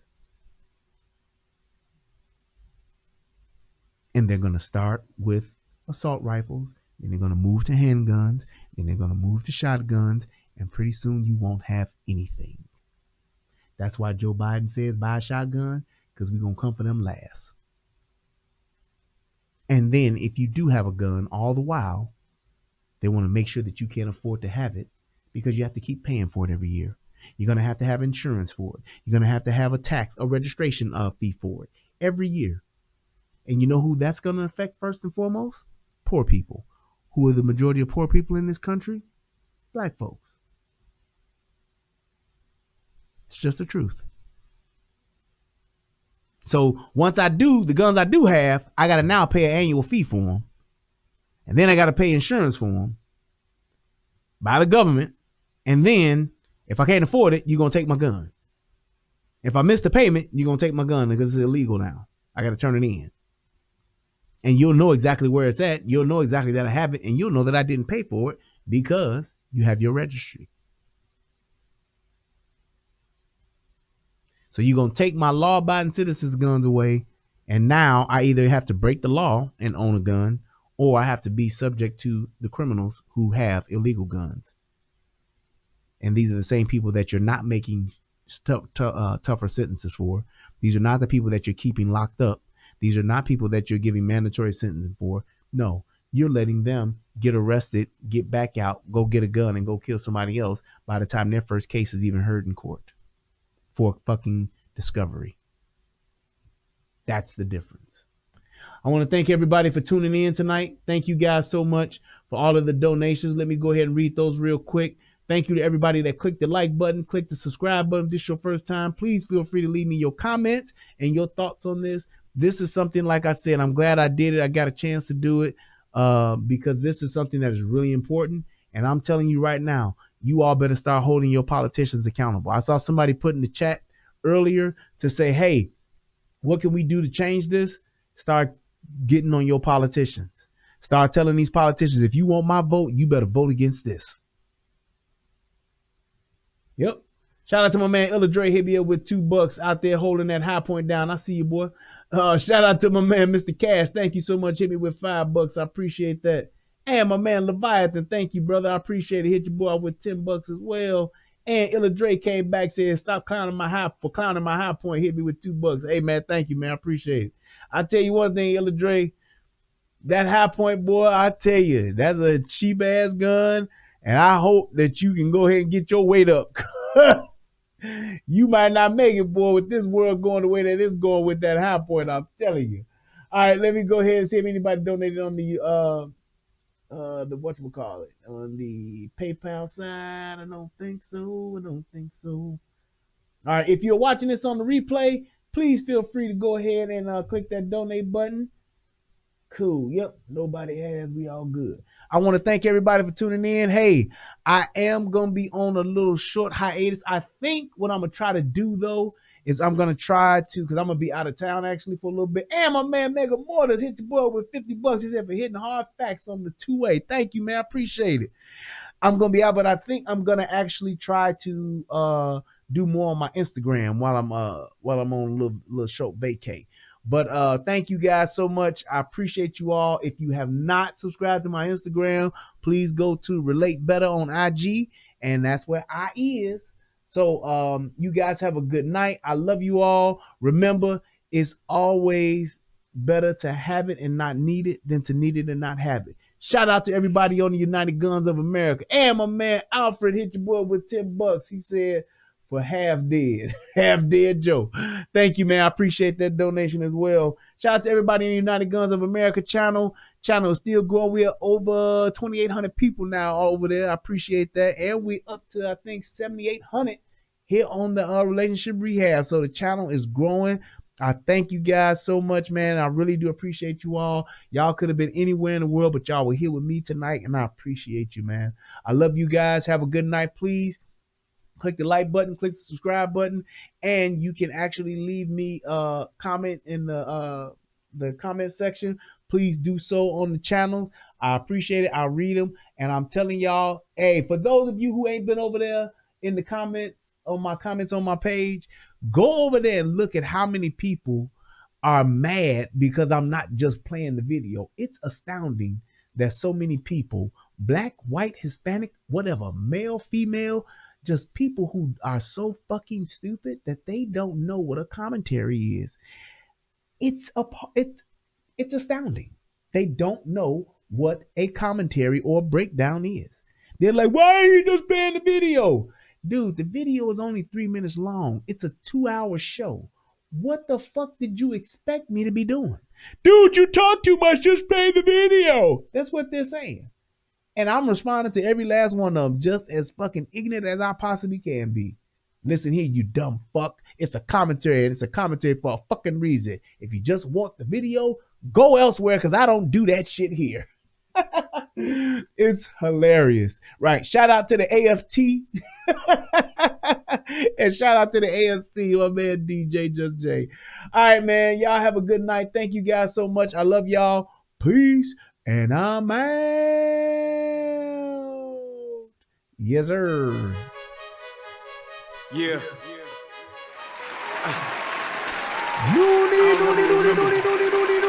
Feeling like this. But I'm out here in these YouTube streets. So I want you to get your fingers. I want you to get your mouse. I want you to check me out. And I want you to check me out. Get ready to do this. It's the relationship we have. Like, share, and subscribe. We coming at you live. So come on, let's take a ride. Then subscribe to United Guns of America. Just click that link and listen up to what I'm telling you. It's the relationship we have. Click that link right now. You know what I'm saying? It's your boy Brian Redmond, and I just want y'all to subscribe to my channel. You know what I'm saying? I want you to let me know what you think. I'm gonna talk about some things, you can talk about some things, and we can do our thing. You know what I'm saying? I mean, it's all about having a conversation, right? I mean, if we can't talk to each other, then, I mean, what are we really here for? I want y'all to be able to just come over to my channel, talk to me about what's going on with you, and I can tell you what's going on with me, and we can build some things, you know what I'm saying? That's all about growth, baby. So click that link, go ahead and swipe on your phone, whatever you gotta do. Share my content. It's just get me out here, baby. Cause we just talking, you know what I'm saying? It's like, I like doing what I'm doing because it's about the people. It's about us having a conversation with each other. It's about us. Yeah, I gave y'all the and on these YouTube streets, that's my Twitter, Relate Better. My IG is the Relationship Rehab. So right. Click the link. Yep. So thank y'all, man. Peace. And I'm out. Yeah. I just want to say thank you to everybody that's out here that's already subscribed. You know what I'm saying? Because y'all ain't the first one.